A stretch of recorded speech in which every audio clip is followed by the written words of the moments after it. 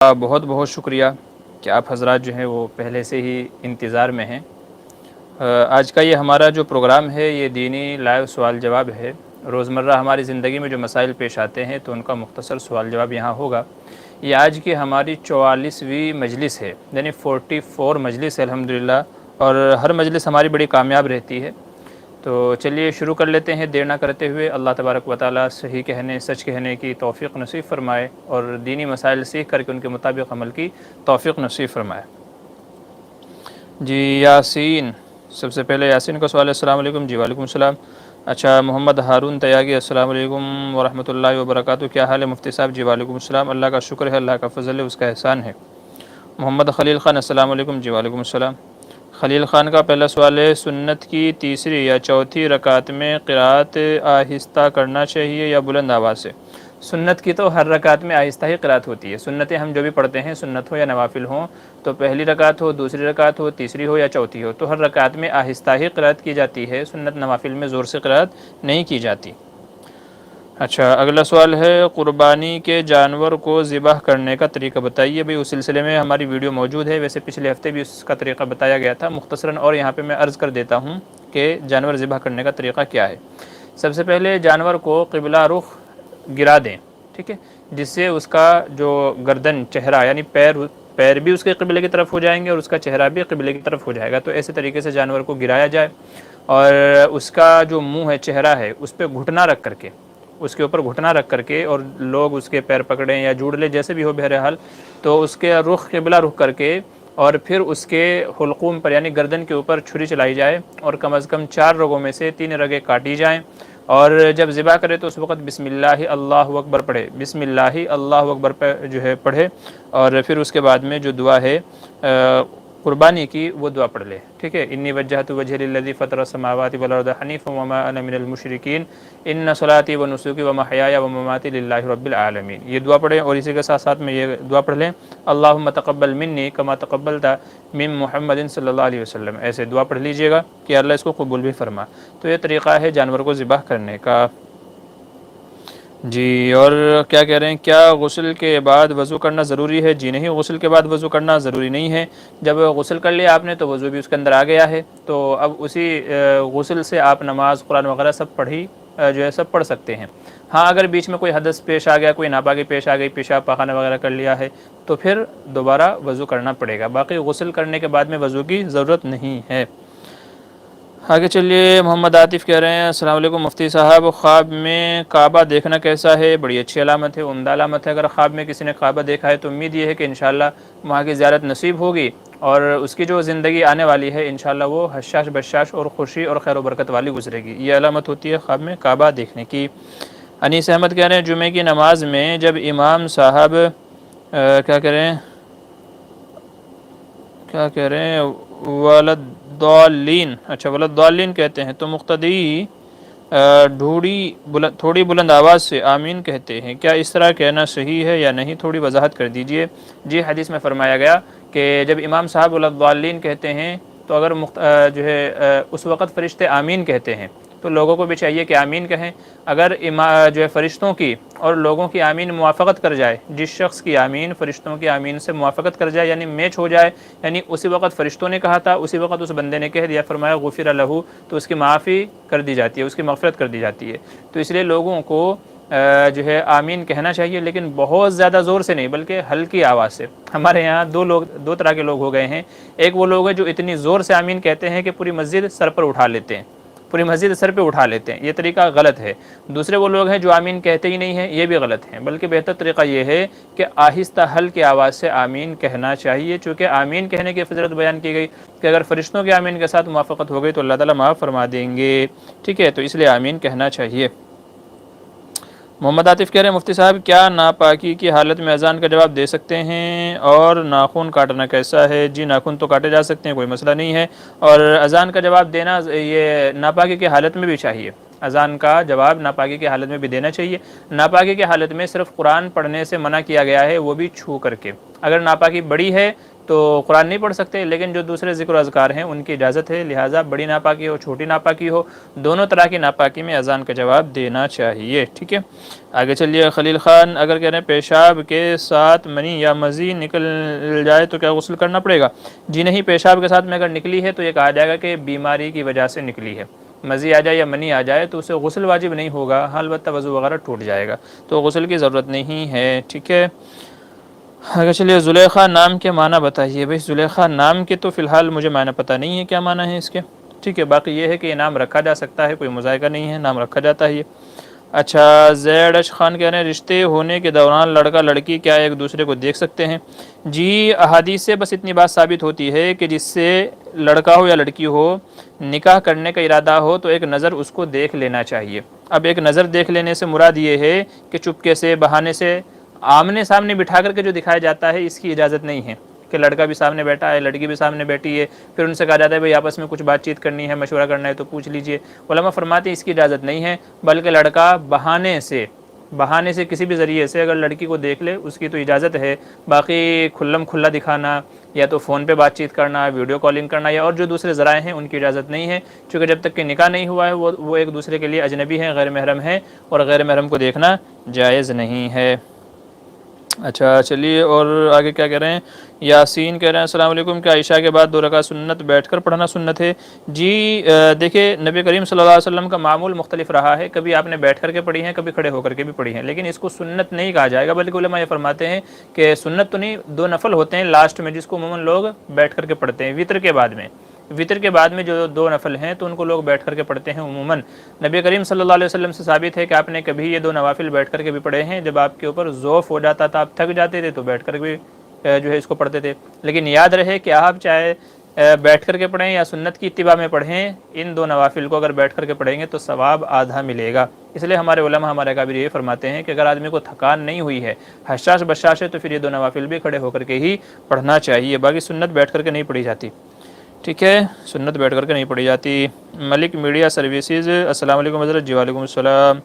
محبوب حسین کہہ رہے ہیں السلام علیکم مفتی صاحب، عشاء کی نماز کے بعد نوافل پڑھنے کے لیے عشاء کی وتر پڑھ کے پڑھنا ہے یا وتر کے بعد پڑھنا ہے؟ دیکھیے، جو عشاء کے بعد کے یہ کہہ لیجئے کہ 4 فرض ہیں، عشاء کے 4 فرض ہیں، پھر 2 سنت ہیں، پھر 2 نوافل ہیں، پھر 3 وتر ہیں، پھر 2 نفل ہیں، تو یہ تو عشاء کی رکعتیں ہیں۔ ان کے علاوہ اگر ان کے علاوہ کوئی اور آپ نفل پڑھنا چاہ رہے ہیں تو اس کا وتر سے کوئی تعلق نہیں ہے، آپ چاہیں تو بنا وتر پڑھے بھی پڑھ سکتے ہیں اور وتر پڑھنے کے بعد بھی آپ پڑھ سکتے ہیں، تو الگ سے جو نوافل ہیں ان کا اس سے کوئی تعلق نہیں ہے، وہ آپ کبھی بھی آگے پیچھے کر کے پڑھ سکتے ہیں۔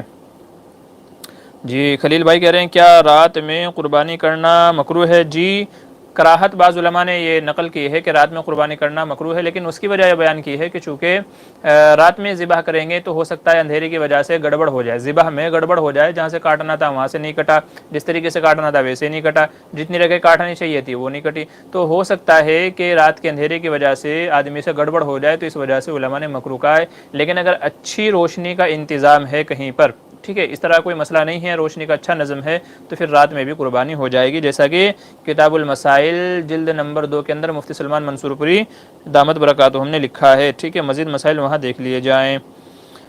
اچھا، ملک میڈیا سروسز کہہ رہے ہیں ایصال ثواب کا صحیح طریقہ بتا دے مہربانی ہوگی۔ جی، ایصال ثواب کے تعلق سے یہ بات یاد رکھیے کہ ایصال ثواب کا مطلب یہ ہے کہ اپنے مرحومین کو ثواب پہنچانا، ایصال کے معنی پہنچانا، ثواب مطلب ثواب ہے، یہ تو ایصال ثواب کا مطلب ہے اپنے مرحومین کو، جو ہمارے بھائی باپ رشتہ دار وغیرہ اعزا قریب جو بھی ہمارے اس دنیا سے چلے گئے ہیں تو ان کو ثواب پہنچانا۔ عموماً کیا کرتے ہیں، یا تو صدقہ خیرات کے ذریعے سے ان کو ثواب پہنچایا جاتا ہے، یا تو آدمی قرآن کریم وغیرہ پڑھ کر کے ثواب پہنچاتا ہے۔ جب ایصال ثواب بولا جاتا ہے تو عموماً لوگوں کے ذہنوں میں یہی بات آتی ہے کہ ایصال ثواب سے مراد ہے کہ جو ہم نے قرآن کریم پڑھا، کلام مجید پڑھا، اس کا ثواب ان کو پہنچانا ہے، تو اس کا طریقہ کیا ہے؟ اس کا طریقہ بڑا آسان ہے، کوئی مخصوص طریقہ نہیں ہے۔ بعض لوگوں میں جو یہ مخصوص طریقہ ہے کہ سامنے مٹھائی رکھیں گے، شیرینی رکھیں گے، ایک طرف اگربتی رکھیں گے، پھل فروٹ لے کر کے آئیں گے، کھجور لے کر کے آئیں گے، پھر اس کے بعد جو ہے ایک مخصوص طریقہ ہے سورہ فاتحہ پڑھو، 3 بار قل واللہ پڑھو، اور جو ہے سورہ بقرہ کی جو ہے پہلا رکوع الف لام میم سے کچھ آیتیں، تو اس طریقے سے جو کچھ چیزیں پڑھی جاتی ہیں مخصوص طریقہ، یاد رکھیے یہ کوئی ضروری نہیں ہے، یہ کوئی طریقہ ضروری نہیں ہے، بلکہ آدمی جو بھی اس نے قرآن مجید پڑھا ہے، جب وہ اس کو اپنے مرحومین کو پہنچانا چاہے اس کا ثواب، تو دل میں نیت کر لے کہ یا اللہ میں نے جو یہ کلام مجید پڑھا ہے، دل میں یہ نیت کر لے، زبان سے کہہ لے تو ٹھیک ہے، نہیں کہے گا تو بھی کوئی مسئلہ نہیں ہے، اللہ تو دلوں کے حال کو جانتا ہے، تو دل میں نیت کر لے کہ یا اللہ میں نے جو یہ کلام مجید پڑھا ہے اس کا ثواب سرکار دو عالم صلی اللہ علیہ وسلم کی روح مبارک کو پہنچا کر کے آج تک جتنے بھی مرحومین دنیا سے گئے ہیں، آدم علیہ السلام سے لے کر کے آج تک کے، ان سب کی روحوں کو پہنچا کر کے، خاص کر کے میرے فلاں رشتہ دار، والدین جو بھی ہیں ان کا نام لے کر کے، کہ ان کی روح کو اس کا پورا پورا ثواب پہنچا، اس کی برکت کی وجہ سے ان کی مغفرت کے فیصلے فرما، جنت میں ان کے درجات کو بلند فرما اور جنت میں داخلہ ان کا مقدر فرما۔ بس یہ نیت دل کے اندر کر لے، یہ ایصال ثواب کا صحیح طریقہ ہے اور شرعی طریقہ ہے۔ اس کے علاوہ جو اور لوگوں نے اس میں ایڈیشن کر دیے ہیں کہ مٹھائی رکھیں گے، کھانا رکھیں گے، اگربتی رکھیں گے، یہ چیز رکھیں گے، وہ چیز رکھیں گے، پھر مولانا صاحب کو بلائیں گے، ٹھیک ہے، اور پھر اس کے بعد یہ چیزیں پڑھی جاتی ہیں جو میں نے ابھی ذکر کی، سورہ فاتحہ اور یہ اور وہ الفاتحہ وغیرہ، پتہ نہیں کیا کیا بولتے ہیں۔ تو یاد رکھیے کوئی ضروری نہیں ہے، یہ لوگوں نے اپنی طرف سے طریقہ نکال لیا ہے تاکہ سامنے والوں کو محسوس ہو، اس کو اطمینان ہو جائے کہ ہاں ہمارا قرآن پڑھا گیا ہے، ایصال ثواب ہوا ہے، باقی یہ کوئی ضروری چیز نہیں ہے، بلکہ اس طرح کی چیزوں سے بچنا چاہیے۔ صحیح طریقہ وہ ہے جو میں نے بھی آپ سے ذکر کیا ہے، تو اس طریقے سے اپنے مرحومین کو ایصال ثواب پہنچا دیجیے، ٹھیک ہے۔ چلیے، السلام علیکم، ہاں شاہد گور، السلام علیکم، جی وعلیکم السلام۔ جی مفتی خالد قاسمی ہمارے عزیز دوست ہیں، السلام علیکم، جی وعلیکم السلام، کیا حال ہیں آپ کے حضرت؟ جی اللہ کا احسان ہے، آپ بتائیے کیسے مزاج ہے؟ بھئی یہ ہمارے دوست ہیں مفتی خالد قاسمی، ان کا بھی چینل ہے، یوٹیوب چینل ہے، تو بڑی اچھی اور قیمتی باتیں یہ بھی اپنے چینل پہ اپلوڈ کرتے ہیں، تو جو ہمارے ویورس حضرات ہیں تو ان کے چینل کو بھی سبسکرائب کر لیں تاکہ مفید باتیں آپ کو بھی معلوم ہو جائیں۔ اچھا، یاسین کہہ رہے ہیں کہ تسبیح کرنے کا سنت طریقہ کیا ہے؟ انگلیوں پر کرنا چاہیے یا کسی اور چیز سے؟ جی بہتر تو طریقہ یہی ہے کہ تسبیح پڑھیں انگلیوں پر تسبیح پڑھنی چاہیے، چونکہ حدیث میں فرمایا گیا، غالباً سنن نبی داؤد کی روایت ہے کہ انگلیوں پر تسبیح پڑھو، کیونکہ یہ بھی قیامت کے دن گواہی دیں گے کہ ہاں ہمارے اوپر اللہ کا ذکر کیا گیا، تو بہتر یہ ہے انگلیوں پر تسبیح پڑھنی چاہیے۔ باقی آج کل جو دانے آتے ہیں تسبیح والی اور ڈیجیٹل تسبیحاں بھی اب آ گئی ہیں، ٹھیک ہے، بہت الگ الگ طرح کی تسبیحیں آج کل مارکیٹ میں آ گئی ہیں، تو ان سب پہ بھی پڑھنا جائز ہے، لیکن بہتر یہ ہے کہ ہاتھ کے اوپر پڑھی جائے تاکہ یہ کل قیامت میں گواہی دے۔ اب اس میں پڑھنے کا طریقہ بہت سارے لوگ کیا کرتے ہیں، یہ ایک پہ اسے سبحان اللہ، الحمدللہ، الحمدللہ، الحمدللہ، الحمدللہ، بہت سارے لوگ تو ایسے پڑھتے ہیں، ٹھیک ہے۔ بہت سارے لوگ کیا کرتے ہیں کہ ہمارے ایک فنگر میں 3 پوائنٹس ہیں، سبحان اللہ، سبحان اللہ، سبحان اللہ، سبحان اللہ، سبحان اللہ، سبحان اللہ، تو وہ ایسے ہر فنگر میں 3 پوائنٹ ہے، تو اس طرح اگر ہم دیکھے جائیں گے 3 پنجے 15، تو 15 جو ہے اللہ اکبر جو بھی وغیرہ ہے، تو وہ 15 ایک پر ہو جاتے ہیں، 15 ایک پر ہو جاتے ہیں، تو اس طرح کل ملا کر کے 30 ہو گئے، اور 33 مرتبہ تسبیح فاطمی پڑھی جاتی ہے، سبحان اللہ، الحمدللہ، اللہ اکبر 34 مرتبہ، تو وہ اس طریقے سے یعنی 15 15 30 اور چھوٹی انگلی پہ پڑھ لی جائے۔ اب وہ آپ دائیں سے شروع کریں بائیں سے شروع کریں، اس سے کوئی فرق نہیں پڑتا ہے، ٹھیک ہے، تو یہ اس طریقے سے آپ پڑھ سکتے ہیں، یا جس طریقے سے بھی آپ کو سہولت ہو تو اس طریقے سے آپ پڑھ لیجئے، آپ کی تسبیح ادا ہو جائے گی۔ کوئی مخصوص طریقہ نہیں ہے کہ پہلے یہ پڑھے، یوں پڑھے، یہاں سے شمار کرے، وہاں سے شمار کرے، تو کوئی مخصوص طریقہ نہیں ہے۔ بہت سارے لوگ انگوٹھے سے شروع کرتے ہیں، آپ وہاں سے کر لیجئے، بہت سارے لوگ چھوٹی انگلی سے شروع کرتے ہیں، آپ وہاں سے کر لیجئے، کوئی دائیں ہاتھ سے کرتا ہے، کوئی بائیں ہاتھ سے کرتا ہے، تو کوئی مسئلہ نہیں ہے، تو کیسے بھی تسبیح پڑھی جا سکتی ہے، بہتر ہے کہ انگلیوں پر ہی پڑھی جائے۔ اچھا، کیا کہہ رہے ہیں، قربانی کے مکروہات بتائیے۔ اچھا، قربانی کے مکروہات بہت سارے ہیں، اس کے لیے جو ہے نا میں نے آپ کو بتایا کتاب المسائل مفتی سلمان منصور پوری کی ہے، تو جلد نمبر 2 میں آپ کو بہت سارے مکروہات وہاں پر مل جائیں گے، فی الحال سارے کے سارے میرے ذہن میں نہیں ہیں، ٹھیک ہے۔ باقی کچھ علماء نے بیان کیا، جیسے جانور کو جانور کے سامنے ذبح نہیں کرنا چاہیے، کہ ادھر ایک جانور ذبح ہو رہا ہے ادھر دوسرا جانور ذبح ہو رہا ہے، ایسے ہی چھری کو تیز کر لینا چاہیے، چونکہ چھری تیز ہوگی تو جلدی کٹ جائے گا، اور اگر چھری تیز نہیں ہوگی تو جانور کو زیادہ تکلیف ہوگی، ٹھیک ہے، تو زیادہ اس کو تکلیف ہوگی۔ ایسے ہی کوئی اور ایسا طریقہ اپنانا جس سے جانور کو تکلیف ہوتی ہو، تو کئی سارے مکروہات بیان کیے ہیں علماء نے، تو اس کو وہاں دیکھ لیجیے گا، انشاءاللہ وہاں آپ کو وہ سارے مل جائیں گے۔ آگے چلیے، شہید الاسلام، السلام علیکم مفتی صاحب، کیا اوابین کی شرکت میں مغرب کی 2 سنت اور 2 نوافل کے ساتھ صرف ایکسٹرا 2 رکعت پڑھنے سے کیا 6 رکعت اوابین کی مکمل ہو جائیں گی؟ جی نہیں، دیکھیں مغرب کے بعد کی جو 2 سنت ہے وہ سنت مؤکدہ ہیں، تو وہ اس کے اندر شامل نہیں ہوں گی۔ ہاں 2 نوافل اور اس کے علاوہ 4 رکعتیں اگر آپ اوابین کی نیت سے پڑھ لیتے ہیں تو یہ 6 رکعت ہو جائے گی، لیکن سنت الگ ہے، سنت الگ ہے، یہ سنت مؤکدہ ہے، یہ تو پڑھنا ہی پڑھنا ہے، ٹھیک ہے۔ سنت کا درجہ بڑا ہے نوافل سے، اور اوابین کی جو 6 رکعتیں ہیں وہ نفل ہیں، تو ان کا درجہ کم ہے، سنت مؤکدہ کا درجہ زیادہ ہے، نفل نہیں پڑھیں گے چلے گا، لیکن سنت مؤکدہ اگر چھوڑ دی تو بلا عذر چھوڑنے والا گنہگار ہوگا، تو اس لیے مغرب کے بعد کی جو 2 سنتیں ہیں وہ اوابین میں شامل نہیں ہوگی۔ ہاں بعد کی 2 نفلیں اور اس کے ساتھ میں 4 رکعت ملا کر کے اوابین کے ساتھ اوابین کی نیت سے تو آپ یہ 6 رکعت پڑھ سکتے ہیں، ٹھیک ہے، تو اس طریقے سے کر لیجئے گا، سنتوں کا شمار نہیں ہوگا۔ جی شزین خان ہے، السلام علیکم. جی وعلیکم السلام. محبوب حسن کہہ رہے ہیں کیا کریں شادی میں سلامی رکھنا حرام ہے، کس طرح اس کی پوری تفسیر بتائیے. جی شادی میں ایک رسم جو ہمارے دیار میں نبھائی جاتی ہے وہ سلامی کی رسم ہے. سلامی کی رسم کہا جاتا ہے کہ جب شام کے وقت میں دلہا الوداعی لیتا ہے، دلہن کو لے کر کے چلنے والے ہوتے ہیں، تو شام میں بارات کے واپس اپنے گاؤں لوٹنے سے پہلے دلہے کو دلہن کے گھر والے اپنے گھر میں بلاتے ہیں، اپنی فیملی میں، تاکہ جو گھر کی عورتیں ہیں کہ یہ اس کی چاچی ہے، یہ مامی ہے، یہ نانی ہے، یہ دادی ہے، یہ خالہ ہے، یہ پھولا ہے، یہ پھولا ہے، تاکہ ایک دوسرے سے تعارف اور انٹروڈیوس ان کو کرایا جائے اس نیت سے. اور وہاں پر اللہ معاف کرے بہت ساری بیہودہ حرکتیں ہوتی ہیں. سب سے بڑی چیز جو حرام چیز ہوتی ہے وہ ہے غیر محرموں کے سامنے آنا جانا، ان کو دیکھنا، ان سے ہنسی مذاق کرنا، غیر محرموں سے اختلاط کرنا، یہ سب سے بڑی حرام چیز ہوتی ہے. اس وجہ سے علماء فرماتے ہیں کہ یہ سلامی والی جو رسم ہے یہ قطعاً حرام ہے، چونکہ اس کے اندر بہت سارے حرام کام لگے ہوئے ہیں. تو غیر محرموں سے بات چیت کرنا بھی حرام، ان کو دیکھنا بھی حرام، ہنسی مذاق کرنا بھی حرام. ٹھیک ہے، تو یہ سارے حرام کام ہوتے ہیں سلامی کی رسم میں. تو اس لیے غیر محرموں کے سامنے، چونکہ جب اس کو گھر پہ بلایا جاتا ہے تو محلے کی ساری عورتیں اور ساری لڑکیاں اکٹھی ہو جاتی ہیں، یہ ہم نے خود دیکھا ہے.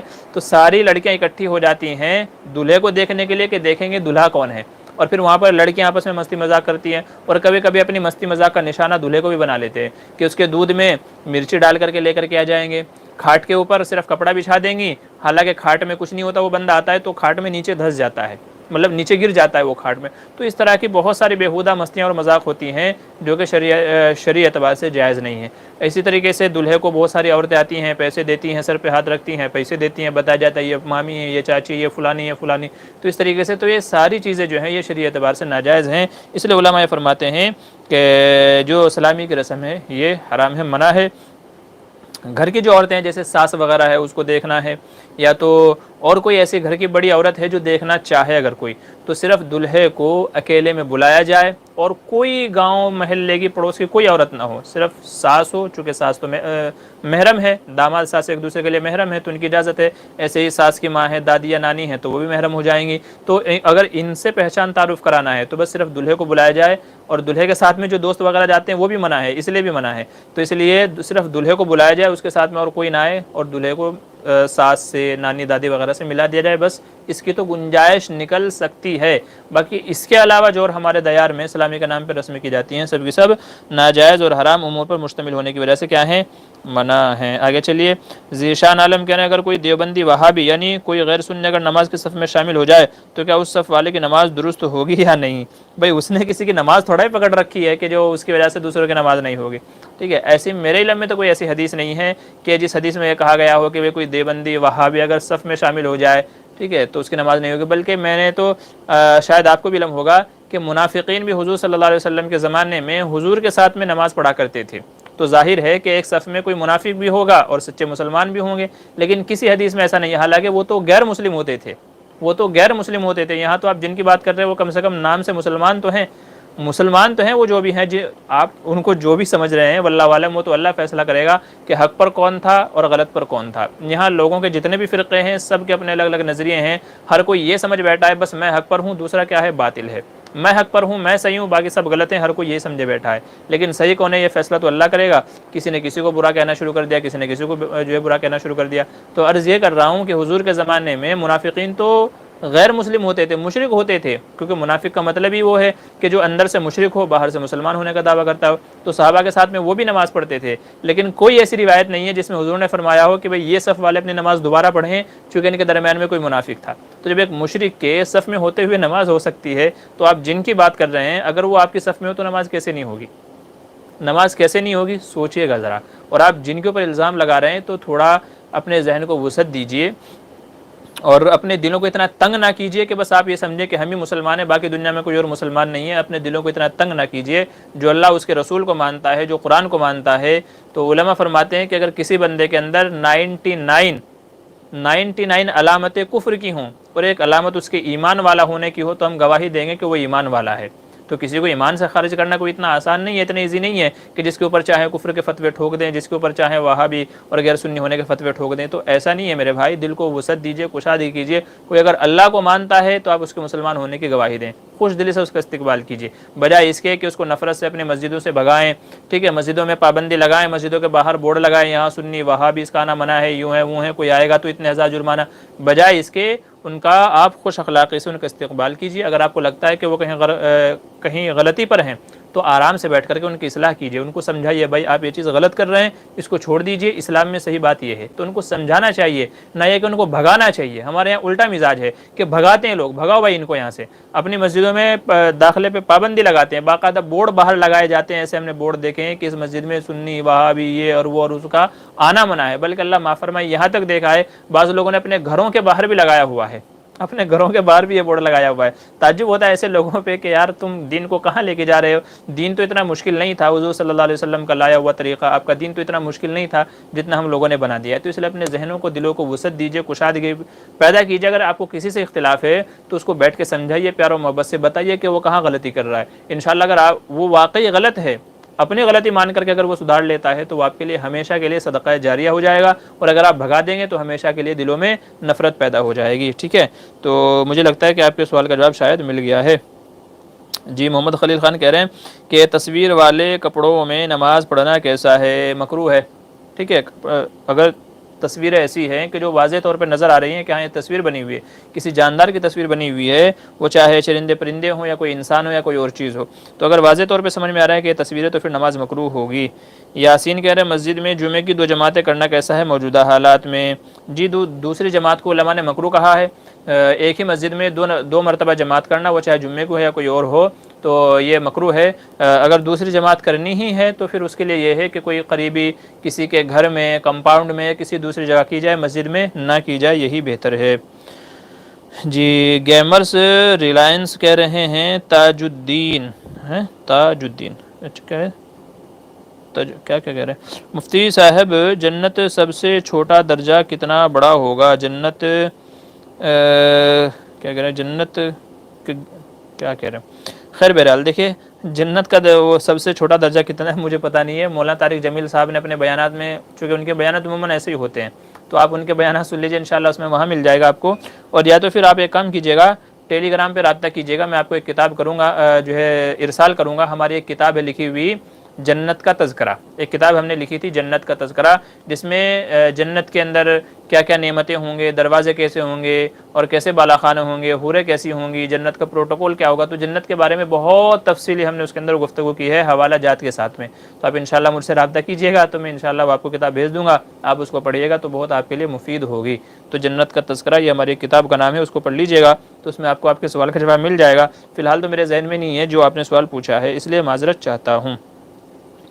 خلیل خان کہہ رہے ہیں بکرے میں کتنے حصے ہوتے ہیں؟ بھائی ایک ہی حصہ ہوتا ہے، بکرا ایک ہی تو ہے، بڑے جانور میں 7 حصے ہوتے ہیں، جیسے بھینس ہے، گائے ہیں، اونٹ ہے، بیل ہے، وغیرہ وغیرہ۔ باقی بکرا بکری، دمبا دمبی، بھیڑ وغیرہ تو ان کے اندر صرف ایک ہی حصہ ہوتا ہے، ٹھیک ہے، اس کے اندر زیادہ حصے نہیں ہوتے۔ یاسین کہہ رہے ہیں فجر کی جماعت کھڑی ہو تو سنت ادا کریں یا جماعت میں شامل ہو جائیں؟ علماء فرماتے ہیں کہ اگر کسی بندے کو جماعت ملنے کی امید ہے، بھلے ہی دوسری رکعت ملنے کی امید ہو کہ ایک رکعت تو چھوٹ جائے گی لیکن دوسری رکعت مجھے مل جائے گی، تو علماء فرماتے ہیں بہتر ہے کہ پھر سنتیں ادا کر لیں، تاکہ اس صورت میں سنتوں کا جو ثواب حدیث میں ذکر کیا گیا کہ جو بندہ فجر کی 2 رکعت پڑھ لے، سنت پڑھ لے، تو دنیا اور دنیا میں جو کچھ ہے اس سب سے بڑھ کر ہے، تو تاکہ یہ سنت والی جو فضیلت ہے وہ بھی حاصل ہو جائے، اور انشاءاللہ جب جماعت میں شامل ہو جائیں گے تو جماعت کا ثواب بھی مل جائے گا۔ اگر کوئی بندہ آخری رکعت میں، قاعدہ اخیرہ میں اگر امام صاحب کے ساتھ شامل ہو جاتا ہے، قاعدہ اخیرہ میں بھی اگر امام کے ساتھ شامل ہو جاتا ہے، تو علماء فرماتے ہیں کہ اس کو بھی جماعت کا ثواب ملے گا۔ تو اگر کسی بندے کو امید ہے کہ انشاءاللہ مجھے جماعت مل جائے گی، تو پھر بہتر ہے کہ سنتیں بھی پڑھ لے تاکہ سنت کا ثواب مل جائے، اور پھر بعد میں نماز میں شامل ہو جائے تاکہ جماعت کا بھی ثواب مل جائے۔ محمد خلیل خان کہہ رہے ہیں اگر گھر کو ہی ایک جانور کی قربانی دی گیا تو کیا قربانی سب کی طرف سے ہوگی یا نہیں؟ دیکھیں گھر میں جتنے بھی بندے صاحب نصاب ہیں ہر ایک کی طرف سے قربانی واجب ہے، ٹھیک ہے۔ گھر میں اگر 10 بندے صاحب نصاب ہیں تو ہر ایک کے اوپر الگ الگ قربانی واجب ہے، اور اگر کوئی ایک بندہ ہی صاحب نصاب ہے تو پھر ایک ہی قربانی واجب ہوگی۔ جیسے نماز ہر بندے پر فرض ہے، جیسے زکوٰۃ جو بندہ صاحب نصاب ہے ہر ایک کے اوپر فرض ہے، جیسے حج ہر اس بندے پر فرض ہے کہ جو صاحب نصاب ہو، جو وہاں تک پہنچنے کی طاقت رکھتا ہو، تو ایسے ہی قربانی بھی ہر صاحب نصاب شخص کے اوپر فرض ہے۔ بعض لوگ یہ غلط فہمی پھیلاتے ہیں کہ اگر سب گھر والوں کی طرف سے کوئی ایک فیملی ممبر قربانی کر دے، گھر کا بڑا قربانی کر دے تو قربانی ہو جائے گی۔ یاد رکھیے یہ شرعاً بالکل غلط ہے۔ احادیث مبارکہ بے شمار ہیں جن سے بات ثابت ہوتی ہے کہ ہر صاحب نصاب شخص کے اوپر قربانی واجب ہوگی، ٹھیک ہے۔ تو میری ایک تفصیلی ویڈیو ہے کہ کیا ایک قربانی سب کی طرف سے کافی ہے، آپ مزید دلائل کے لیے اس کو دیکھ لیجئے گا انشاءاللہ، ٹھیک ہے، وہاں آپ کو اس کا مزید تفصیلی جواب مل جائے گا۔ حلال جانور کا کلیجہ کھانا کیسا ہے؟ جی بالکل جائز ہے، کلیجہ کھانے میں کوئی مذائقہ نہیں ہے، تو کلیجہ کھایا جا سکتا ہے، ٹھیک ہے، تو کوئی حرج کی بات نہیں ہے، آپ بلا تکلف کھائیں۔ کلیجی ہو گئی، اوجھڑی ہو گئی، ٹھیک ہے، اور کئی ساری چیزیں ہیں تو وہ کھائی جا سکتی ہیں، بس وہ 7 چیزیں جن کو حدیث میں منع کیا گیا ہے ان کو چھوڑ کر کے جانور کا کوئی بھی حصہ کھایا جا سکتا ہے۔ اچھا جی بھائی، میں سب کے سوالوں کا جواب دے رہا ہوں، بس آپ تھوڑا سا کیا کہ صبر رکھیے، میں انشاءاللہ ترتیب وار سب کے سوالوں کے جواب دیتے ہوئے آ رہا ہوں۔ اچھا جی آگے چلیے، سلیمان بھائی کا جواب ہو گیا۔ غلام محمد، کیا کریں کسی بھی لڑکی کا 2 نام ایک ساتھ ملا کر رکھنا، جیسے انیسہ صدیقہ اور انم صدیقہ اور امینہ فاطمہ، عائشہ صدیقہ اور حلیمہ سعدیہ جیسے؟ جی کوئی مذائقہ نہیں ہے، آپ ایک ساتھ ملا کر کے رکھیں، 2 ملا کر کے رکھیں تو کوئی حرج کی بات نہیں ہے، تو آپ 2 ملا لیں، 3 ملا لیں، کوئی مذائقہ نہیں ہے۔ تو ایک سے زیادہ بھی ایک لڑکی کے نام یا ملا کر کے نام جیسے آپ نے بتایا تو اس طرح بھی رکھے جا سکتے ہیں۔ مزمل حسن کہہ رہے ہیں عقیقے کا مکمل طریقہ کیا ہے مفتی صاحب؟ جی عقیقے کے تعلق سے میری ویڈیوز ہیں وہ دیکھ لیجئے گا۔ عقیقہ کیا ہے؟ اصل تو جانور کو ذبح کرنے کا نام ہے، عقیقے میں بچے کی نیت سے جانور ذبح کر دیا گیا تو اس کی طرف سے عقیقہ ہو گیا، ٹھیک ہے، بس یہی ہے۔ اور یہ ہے کہ بچے کے جو سر کے بال ہوں گے تو ان کو منڈا کر کے ان کے وزن کے برابر چاندی یا اس کی قیمت صدقہ کر دی جائے، ٹھیک ہے، بس یہی عقیقہ، اور کوئی اسے زیادہ مسئلے نہیں ہیں۔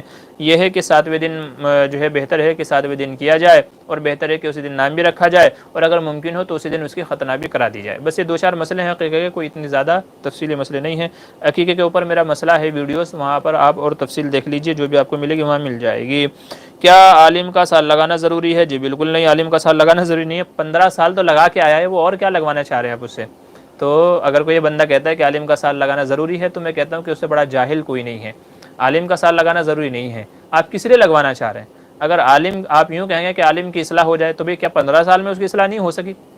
15 سال میں کیا اس کی اصلاح نہیں ہو سکی ہے جو آپ اسے سال لگوانا چاہ رہے ہو؟ اور اگر آپ یہ کہو کہ عالم کے فائدے کے لیے نہیں ہے بلکہ دوسرے لوگوں کے فائدے کے لیے، تو بھئی وہ فائدہ تو وہ مسجد میں بھی کر سکتا ہے۔ مسجد میں جب جمعے کا بیان ہوگا تو ہزاروں لوگ اس کو سنیں گے، تو ہزاروں لوگوں کے مطلب اس کے ذریعے سے ہزاروں لوگوں کا فائدہ ہو جائے گا، تو اس لیے عالم کے سال لگوانا ضروری ہے، یہ سمجھ سے باہر ہے۔ ایسے لوگ جہالت کی اور غلو کی بنیاد پہ اس طرح کی باتیں کرتے ہیں، لوگوں کو اس سے بچنا چاہیے۔ وہ عالم دین ہے، اپنی زندگی کے 15 سال لگا کر کے علم دین حاصل کر کے وہ آیا ہے، تو اس طرح کی شرطیں لگانا، اس طریقے سے علماء کو پریشان کرنا قطعاً درست نہیں ہے۔ کوئی اپنی خوشی سے لگانا چاہے تو لگائے، ہمیں کوئی اعتراض نہیں ہے، تو جو خوشی سے لگانا چاہے لگائے، ہمیں کوئی اعتراض نہیں ہے، لیکن جو نہیں لگانا چاہتا یا آپ اس کے بارے میں زبردستی کریں، یا بعض مسجد والے ہوتے ہیں ان کے یہاں شرط لگی ہوئی ہوتی ہے کہ عالم کا سال لگا ہوا ہونا ضروری ہے، امام صاحب کا سال لگا ہوا ہونا ضروری ہے، تو یہ ساری جہالت بھری شرطیں ہیں، یہ ساری جہالت بھری شرطیں ہیں، تو اس طرح کی چیزوں سے باز آنا چاہیے۔ امام اور ایک مقتدی ہو کس طرح کھڑے ہو کر کے نماز پڑھے؟ دائیں طرف مقتدی کھڑا ہو جائے گا، امام صاحب نماز پڑھائیں گے اور دائیں طرف اس کے مقتدی کھڑا ہو جائے گا، ایک قدم پیچھے، امام صاحب سے قدم پیچھے کھڑے ہو کر کے نماز پڑھا دے، نماز ہو جائے گی۔ سلیمان کہہ رہے ہیں ایک جگہ لکھا ہے معلوم نہیں ہو رہا ہے قاری دوہی، ایسا کچھ لکھا تھا ایک تعویذ میں، تو معلوم نہیں ہو رہا ہے دوہی، دیکھیں جو بھی کچھ ہوگا اس میں لکھا ہوا آپ مجھے اس کا فوٹو کھینچ کے بھیج دیجیے گا، میں کوشش کرتا ہوں سمجھنے کی، سمجھ میں آیا تو آپ کو بتا دوں گا کیا لکھا ہے، ٹھیک ہے، اور اگر سمجھ میں ہی نہیں آ رہا کیا لکھا ہے تو پھر ایسے تعویذ کو چھوڑ دیجئے، ٹھیک ہے، جس کا سمجھ میں ہی نہ آئے کیا لکھا ہے کیا نہیں لکھا ہے تو پھر اس کو اوائڈ کیجئے۔ جی یاسین بھائی کا سوال ہے گھر کے سامنے پانی کی ٹینک ہوتی ہے، اس میں بچے کے پیشاب کے چند قطرے گر جائیں تو کیا کریں؟ جی دیکھیے اگر ایسی صورت میں جیسا آپ بتا رہے ہو 500,000 لیٹر کی اگر ٹنکی ہے تو پھر اس کو پورے کو پانی کو نکال کر کے دھل کر کے دوبارہ پانی بھرنا ضروری ہے۔ پیشاب کا اگر ایک قطرہ بھی گر جائے تو پھر وہ ناپاک ہو جائے گا، پیشاب کا ایک قطرہ بھی اگر گر جائے گا تو پھر وہ ناپاک ہو جائے گا۔ تو اس طرح کے ٹینک عموماً ہمارے یہاں 500 لیٹر 300 لیٹر یا زیادہ سے زیادہ 1000 لیٹر کے ہی ٹینک ہوتے ہیں، ٹھیک ہے. تو اگر اس کے اندر پانی کے قطرے بچے کے پیشاب کے قطرے گر جائیں تو پھر ضروری ہے کہ وہ پانی نکال کر کے اور اس کو دھل کر کے اگر ممکن ہو اچھے طریقے سے پائپ وغیرہ لے کر کے تو پائپ سے اوپر نیچے چاروں طرف سے اس کو دھل لیا جائے اور دھل کر کے دوسرا پانی اس کے اندر بھرا جائے، پورا پانی جو ہے ناپاک ہو جائے گا. کیا کہہ رہے ہیں؟ جلازہ، اچھا زلاجہ کہہ رہے ہیں. السلام علیکم قاری صاحب، حضرت امام مہدی کے آمد کی کچھ نشانیاں بتا دیں، شکریہ. جی اس کے لیے حضرت امام مہدی کی ظہور مہدی، جی ایک کتاب ہے، شاید مفتی ابو لبابہ منصور پوری کی ہے، کہ کیا ہے، ہاں ظہور مہدی اور خروج دجال، ظہور مہدی اور خروج دجال کے نام سے ایک کتاب ہے، آپ کو پڑھ لیجئے گا تو اس میں آپ کو تمام علامتیں وہاں مل جائیں گی امام مہدی کی، ٹھیک ہے. اچھا کیا کہہ رہے ہیں؟ ایم ایس محمد کہہ رہے ہیں کھڑے کھڑے بال جھاڑنا کیسا ہے؟ کھڑے کھڑے بال جھاڑنا، کھڑے کھڑے کون سے بال جھاڑنا چاہ رہے ہیں بھائی؟ تو تھوڑی وضاحت کر دیا کریں، کھڑے کھڑے بال کون سے بال، کیسے بال، کیا سچویشن ہے، تو دوبارہ اچھے طریقے سے تفصیل سے بتا کر کے مسئلہ پوچھ لیجئے گا. نور عالم کا اگلا سوال ہے، مرد کون سی انگوٹھی پہن سکتا ہے اور اس کا وزن کتنا ہونا چاہیے؟ مرد صرف چاندی کی انگوٹھی پہن سکتا ہے، وہ بھی وزن میں جس کا وزن تقریباً 5 گرام کے آس پاس ہو. 5 گرام سے زیادہ کی انگوٹھی پہننا مرد کے لیے جائز نہیں ہے، اور انگوٹھی صرف ایک ہی پہن سکتا ہے، ایک سے زیادہ انگوٹھی بھی نہیں پہن سکتا، بھلے ہی 2 گرام کی کیوں نہ ہو. تو زیادہ سے زیادہ 5 گرام کی، صرف چاندی کی، وہ بھی ایک ہی انگوٹھی. ہاں کسی بھی انگلی میں پہنی جا سکتی ہے، شہادت اور انگوٹھے کو چھوڑ کر کے، شہادت کی انگلی چھوڑ کر کے، انگوٹھے کو چھوڑ کر کے کسی بھی انگلی میں پہنی جا سکتی ہے. بہتر ہے کہ چھوٹی یا اس کے برابر والی انگلی میں پہنی جائے. آپ ذیشان عالم کیا کریں، آپ میرا بتائیے. بھائی ذیشان شاید آپ کے سوال کا جواب میں دے چکا ہوں، اگر نہیں دیا ہے تو پھر آپ دوبارہ پوچھ لیجئے گا. جی خلیل بھائی کہہ رہے ہیں کیا بغیر وضو کے موبائل میں قرآن پڑھنا کیسا ہے؟ موبائل میں قرآن تو پڑھ سکتے ہیں، لیکن موبائل اپلیکیشن میں جہاں قرآن کی آیتیں ہیں اس حصے کو ٹچ نہیں کر سکتے، کیونکہ وہ بھی جب اس میں قرآن کھلا ہوا ہے، قرآن کی آیتیں دکھ رہی ہیں تو وہ قرآن ہی کے حکم میں ہے، لہٰذا بے وضو اس حصے کو ٹچ کرنا چھونا جائز نہیں ہے. ہاں پیچھے سے پکڑ کے موبائل کو آپ پڑھ سکتے ہیں بے وضو، اگر آپ کا وضو نہیں ہے تو، لیکن اس حصے کو ٹچ کرنا آپ کے لیے جائز نہیں ہوگا. حسیب خان کہہ رہے ہیں السلام علیکم مفتی صاحب، کسی کو حج یا عمرہ کرنا ہو تو اس کے لیے یہ ضروری ہے کہ پہلے وہ عمرہ کرے یا پہلے حج کر سکتا ہے؟ جی ایسا کوئی ضروری مسئلہ نہیں ہے. بعض لوگ یہی سمجھتے ہیں کہ پہلے عمرہ کرے اور پھر حج کرے، ایسا نہیں ہے. کسی نے آج تک عمرہ نہیں کیا وہ جا کر کے حج کر لے، کوئی مذائقہ نہیں ہے. اور جب یہاں سے جائے گا تو عمرہ تو آٹومیٹک اس کا پہلے ادا ہو جائے گا. جو لوگ ہندوستان سے یا دوسرے ممالک سے جاتے ہیں تو ان کو پہلے وہاں جا کر کے عمرہ ہی کرنا ہوتا ہے عموماً، ٹھیک ہے. حج تمتع وغیرہ میں جو ہوتا ہے تو پہلے جا کر کے عمرہ ہی ادا کرنا ہوتا ہے. تو یہ بندہ جائے گا طواف وغیرہ کرے گا تو عمرہ آٹومیٹک پہلے ہو ہی جاتا ہے، پھر حج ہو جاتا ہے. لیکن ایسا کوئی ضروری نہیں ہے کہ اس نے پہلے کبھی عمرہ کیا ہو پھر حج ہوگا، نہیں تو حج نہیں ہوگا، ایسا نہیں ہے. کوئی ڈائریکٹ جا کر کے حج کرے تو اس کا حج ہو جائے گا. لوگوں میں جو بات مشہور ہے کہ پہلے عمرہ کریں نہیں تو حج نہیں ہوتا، یہ بات غلط ہے، ٹھیک ہے. آگے چلیے. محمد خلیل خان کہہ رہے ہیں قرآن کی تلاوت کے وقت ہوا خارج ہو جائے تو کیا حکم ہے؟ تلاوت چھوڑ کر کے بھائی جا کر کے اپنا وضو کر کے آ جائیں. قرآن وغیرہ میں پڑھ رہے ہیں تو قرآن بند کر دیں، جا کر کے دوبارہ وضو کر لیں اور پھر آ کر کے جہاں سے تلاوت چھوڑی تھی وہاں سے شروع کر دیں. یاسین کریں جمعے کی نماز فوت ہو جائے تو کیا کریں، ظہر ادا کریں یا جمعہ؟ اگر کہیں اور جمعے کی نماز مل سکتی ہو تو دیکھیں جمعہ جو ہے وہ جماعت سے ہوتا ہے، انفرادی جمعہ نہیں ہوتا. تنہا کوئی بندہ جمعے کی نماز پڑھے تو تنہا جمعہ نہیں ہوتا، ٹھیک ہے. تو اگر کہیں اور دوسری جگہ پر جمعے کی نماز مل سکتی ہو تو جمعے کی نماز ادا کریں، نہیں تو پھر ظہر کی نماز ادا کریں. ندائے ملت کہہ رہے ہیں السلام علیکم ورحمۃ اللہ وبرکاتہ، جناب علی خیریت سے ہیں؟ کبیر الدین نیپال سے. رام اور کرشن کیا ولی ہے؟ جواب ارسال فرمائیں. جی وعلیکم السلام، الحمدللہ اللہ کا احسان ہے. جی نہیں، رام اور کرشنا ان کا ہمارے دین اسلام میں کوئی تعلق نہیں ہے ان کا. یہ ہندوؤں کے مطابق ان کے دیوی دیوتا ہو سکتے ہیں، لیکن ایسے کسی بندے کا دین اسلام میں کوئی تذکرہ نہیں ہے. اسلامی جو ہسٹری ہمارے پاس محفوظ ہے، جو علماء نے اکابرین نے جو ہماری ہسٹری ہماری تاریخ جو ہم کو بتائی ہے، تو اس میں ایسے کسی بندے کا وجود ہی نہیں ہے. تو اس لیے ان کو ولی کہنا بہت جہالت بھری باتیں ہیں. اور جو بعض لوگوں نے ثابت کرنے کی کوشش کی ہے کہ یہ بھی ولی تھے، یوں تھے وہ تھے، تو سوائے جہالت کے اور کچھ نہیں ہے. پتہ نہیں وہ لوگ کن باتوں سے متاثر ہوئے یا کیا انہوں نے کس لٹریچر کا انہوں نے مطالعہ کیا، کن کتابوں کا مطالعہ کیا جو ان کو ولی تک کہہ دیا ہے. حالانکہ اگر ان کی جو کتابیں ان کے تعلق سے جو لکھی ہوئی ہیں دوسرے مذہب والوں نے، اگر آپ ان کو دیکھیں گے تو شرکی عقائد آپ کو ملیں گے. تو جس بندے کے شرکی عقائد ہوں، شرکی باتیں اس کے اندر پائی جاتی ہوں، تو یا عقل سے پرے، یعنی ایسی باتیں کہ جو عقل سے سمجھ سے باہر ہیں، ایسی باتیں جن کے تعلق سے من گھڑت کر کے بنائی گئی ہوں، تو وہ کیسے ولی ہو سکتا ہے؟ تو اس لیے دین اسلام میں، شریعت میں ان کے ولی ہونے کا کوئی یہ کہہ لیجئے کہ کچھ بھی موجود نہیں ہے، ٹھیک ہے، مجھے الفاظ نہیں مل رہے ہیں، تو کوئی بھی ہمارے پاس ان کا ایسا کوئی بایو ڈاٹا نہیں ہے جس سے ہم کہہ سکیں، تو اس لیے ان کا ہمارے سے کوئی تعلق نہیں ہے۔ عبدالحق ماشاء اللہ جی شکریہ۔ تعلیم خان کہہ رہے ہیں کہ آلیار کا مطلب کیا ہے اور یہ نام رکھنا کیسا؟ آلیار کے نام مانا تو مجھے پتہ نہیں ہے، آلیار کیا کہہ رہے ہیں آپ؟ آلیار تو نہیں، عالیہ ہوتا تو سمجھ میں آتا تھا، لیکن آلیار آپ کہہ رہے ہیں تو اس کے معنی مجھے پتہ نہیں ہے۔ بہتر ہے کہ کسی اچھے عالم جو آپ کے قریب میں ہوں یا کوئی آپ کے رابطے میں ہوں ان سے آپ معلوم کر لیجئے گا، یا پھر مجھے بعد میں میسج چھوڑ دیجیے گا تو میں دیکھ لوں گا کہ اس کے معنی کیا ہے کیا نہیں ہے۔ لوگوں میں آج کل رواج چل پڑا ہے نئے نئے نام رکھنے کا، تو وہی نئے نئے نام نہ رکھیں، جن کے معنی اچھے ہیں وہ نام رکھیں، ٹھیک ہے؟ تو اس کے معنی پتہ نہیں، مجھے تو ایسا لگ رہا ہے کہ شاید اس کا کوئی معنی ہوں گے ہی نہیں، بس یہ کسی کے ذہن کی پیداوار ہے، کسی نے بس ایسے ہی نئے کے چکر میں یہ نام تجویز کر دیا ہوگا۔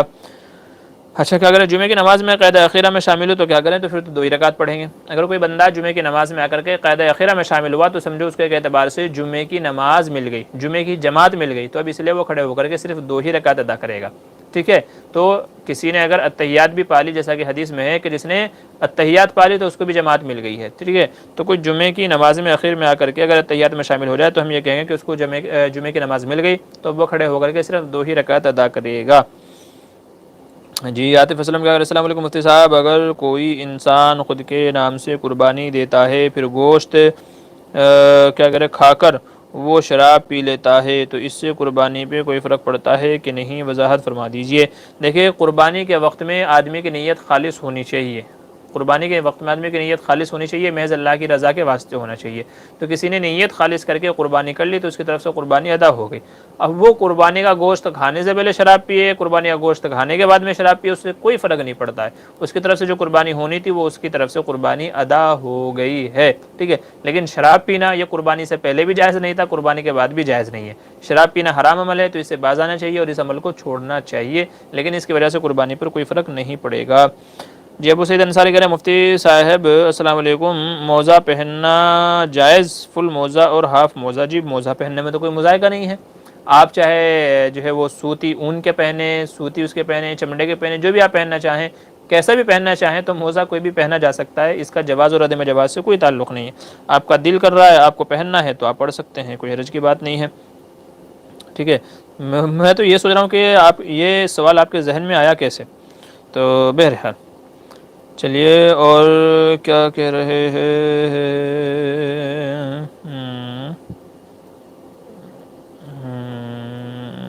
ٹھیک ہے، صاحب دیتا ہے، یہ ہو گیا، موزہ والا ہو گیا۔ اچھا ہاں، ندائے ملت کبیر الدین نیپال سے کہہ رہے ہیں کہ اگر کوئی شخص قربانی کی نیت سے جانور خریدا تھا لیکن اب وہ شخص اس جانور کو عقیقہ کرنا چاہتا ہے تو یہ کرنا درست ہے یا نہیں؟ دیکھیں، اگر غریب شخص نے قربانی کی نیت سے کوئی جانور خرید لیا تو اب اس کے ذمہ لازم ہے کہ وہ اسی جانور کی قربانی کرے گا، نہ وہ اس کو بیچ سکتا ہے نہ وہ اس کو بدل سکتا ہے۔ غریب شخص کے لیے یہ ہے کہ اس نے قربانی کی نیت سے جانور خرید لیا تو اب اسی کی قربانی کرے گا، ٹھیک ہے؟ تو اب نہ اس کا عقیقہ کر سکتا ہے، نہ اس کو بیچ سکتا ہے، نہ بدل سکتا ہے، کچھ بھی نہیں کر سکتا۔ ہاں اگر مالدار آدمی ہے اور اس نے قربانی کی نیت سے کوئی جانور خرید لیا تو وہ اس کو بیچ بھی سکتا ہے، بدل بھی سکتا ہے، اور اس میں عقیقے کی نیت بھی کر سکتا ہے۔ تو اگر یہ بندہ صاحب نصاب ہے اور اب یہ چاہتا ہے کہ اس کو عقیقے میں ذبح کرے تو کر سکتا ہے، مذائقہ نہیں ہے، غریب کے لیے اجازت نہیں ہے۔ اے ڈی پی اسلامک السلام علیکم۔ جی وعلیکم السلام۔ خلیل بھائی کیا کریں، قرض لے کر قربانی کرنا کیسا ہے؟ جی اگر اپنے اوپر قربانی واجب نہیں ہے تو اب قرض لے کر کے قربانی کرنا پسندیدہ نہیں ہے، کیونکہ خامخواہ میں جو چیز لازم نہیں تھی اس کو اپنے اوپر لازم کر کے خامخواہ میں قرضہ اپنے اوپر چڑھا رہا ہے، تو پسندیدہ نہیں ہے۔ لیکن اگر کوئی قرض لے کر کے قربانی کر لے گا تو اس کی قربانی ادا ہو جائے گی۔ ہاں ایک بندہ یہ ہے کہ اس کے اوپر قربانی واجب ہے لیکن فی الحال پیسے نہیں ہیں، تو اب اس کے لیے بہتر ہے کہ وہ کسی سے فی الحال قرضہ لے کر کے قربانی ادا کر دے، بعد میں جب رقم آئے گی تو وہ ادا کر دے۔ تو دونوں مسئلے الگ الگ ہیں، جس کے اوپر واجب نہیں ہے اس کو نہیں لینا چاہیے، نہیں کرنا چاہیے، لیکن کر لے گا تو ادا ہو جائے گی۔ اور جو صاحب نصاب ہے جس کے ذمہ لازم ہی لازم ہے تو پھر اس کو یہی کرنا چاہیے، کسی سے لے کر کے قربانی کر دے۔ تو نصاب صاحب نصاب کا وہ ہے مسئلہ، ٹھیک ہے؟ آگے چلیے، یاسین بھائی کیا کریں، نماز جنازہ اگر کچھ لوگوں کو نہ ملے تو کیا وہ دوسری جماعت بنا کر نماز جنازہ پڑھ سکتے ہیں؟ دیکھیں، جیسے فرض نماز دوبارہ نہیں ہوتی تو ایسے ہی جمعے کی جو نماز جنازہ، جی نماز جنازہ بھی 2 بار نہیں ہوتی، نماز جنازہ صرف ایک ہی بار ہوتی ہے، الا یہ کہ اگر میت کے ولی میت کے قریبی ولی جیسے باپ ہے، بیٹا ہے، ٹھیک ہے، تو اگر ان میں سے کوئی رہ گیا ہے نماز پڑھنے سے، بھائی وغیرہ ہے، تو اگر میت کے قریبی اولیاء میں سے کوئی شخص ایسا رہ گیا جس کو نماز جنازہ نہ ملی ہو، تو اب وہ دوبارہ نماز پڑھ سکتا ہے۔ بعض لوگ معلوم کرتے ہیں کہ جی کیا دوبارہ پڑھی جا سکتی ہے، تو ہم ان کو یہی مشورہ دیتے ہیں کہ بھئی اگر دوبارہ پڑھنی ہے، جیسے ایک نماز یہاں کر لی، ایک نماز کہیں اور لے جا کر کے کرنا چاہ رہے ہیں، اپنے گاؤں میں کسی دوسری جگہ پر کہیں اور جا کر کے دو نمازیں کرنا چاہ رہے ہیں تاکہ یہاں کے لوگ بھی پڑھ لیں، وہاں کے لوگ بھی پڑھ لیں، تو ایسے لوگوں کو مشورہ یہی دیا جاتا ہے کہ بھئی میت کے جو قریبی اولیاء ہیں ان میں سے کوئی ایک نماز پڑھنے سے رک جائے، وہ فی الحال نماز نہ پڑھے، یہاں نہ پڑھے، وہ اس دوسری جگہ جا کر کے نماز پڑھ لے۔ چونکہ علماء نے مسئلہ لکھا ہے کہ ویسے تو نماز جنازہ دوبارہ نہیں ہوتی، لیکن اگر میت کے اولیاء میں سے کوئی باقی رہ گیا ہو تو اس کی وجہ سے دوبارہ نماز پڑھنے کی اجازت ہے، تو یہ طریقہ اپنایا جا سکتا ہے، ٹھیک ہے۔ علم کی تختی کہہ رہے ہیں السلام علیکم، آپ کا بھائی جنید حسینی نوہی میواتی۔ اچھا جی، وعلیکم السلام، شکریہ، جزاک اللہ، اللہ آپ کی جان مال میں برکت عطا فرمائے۔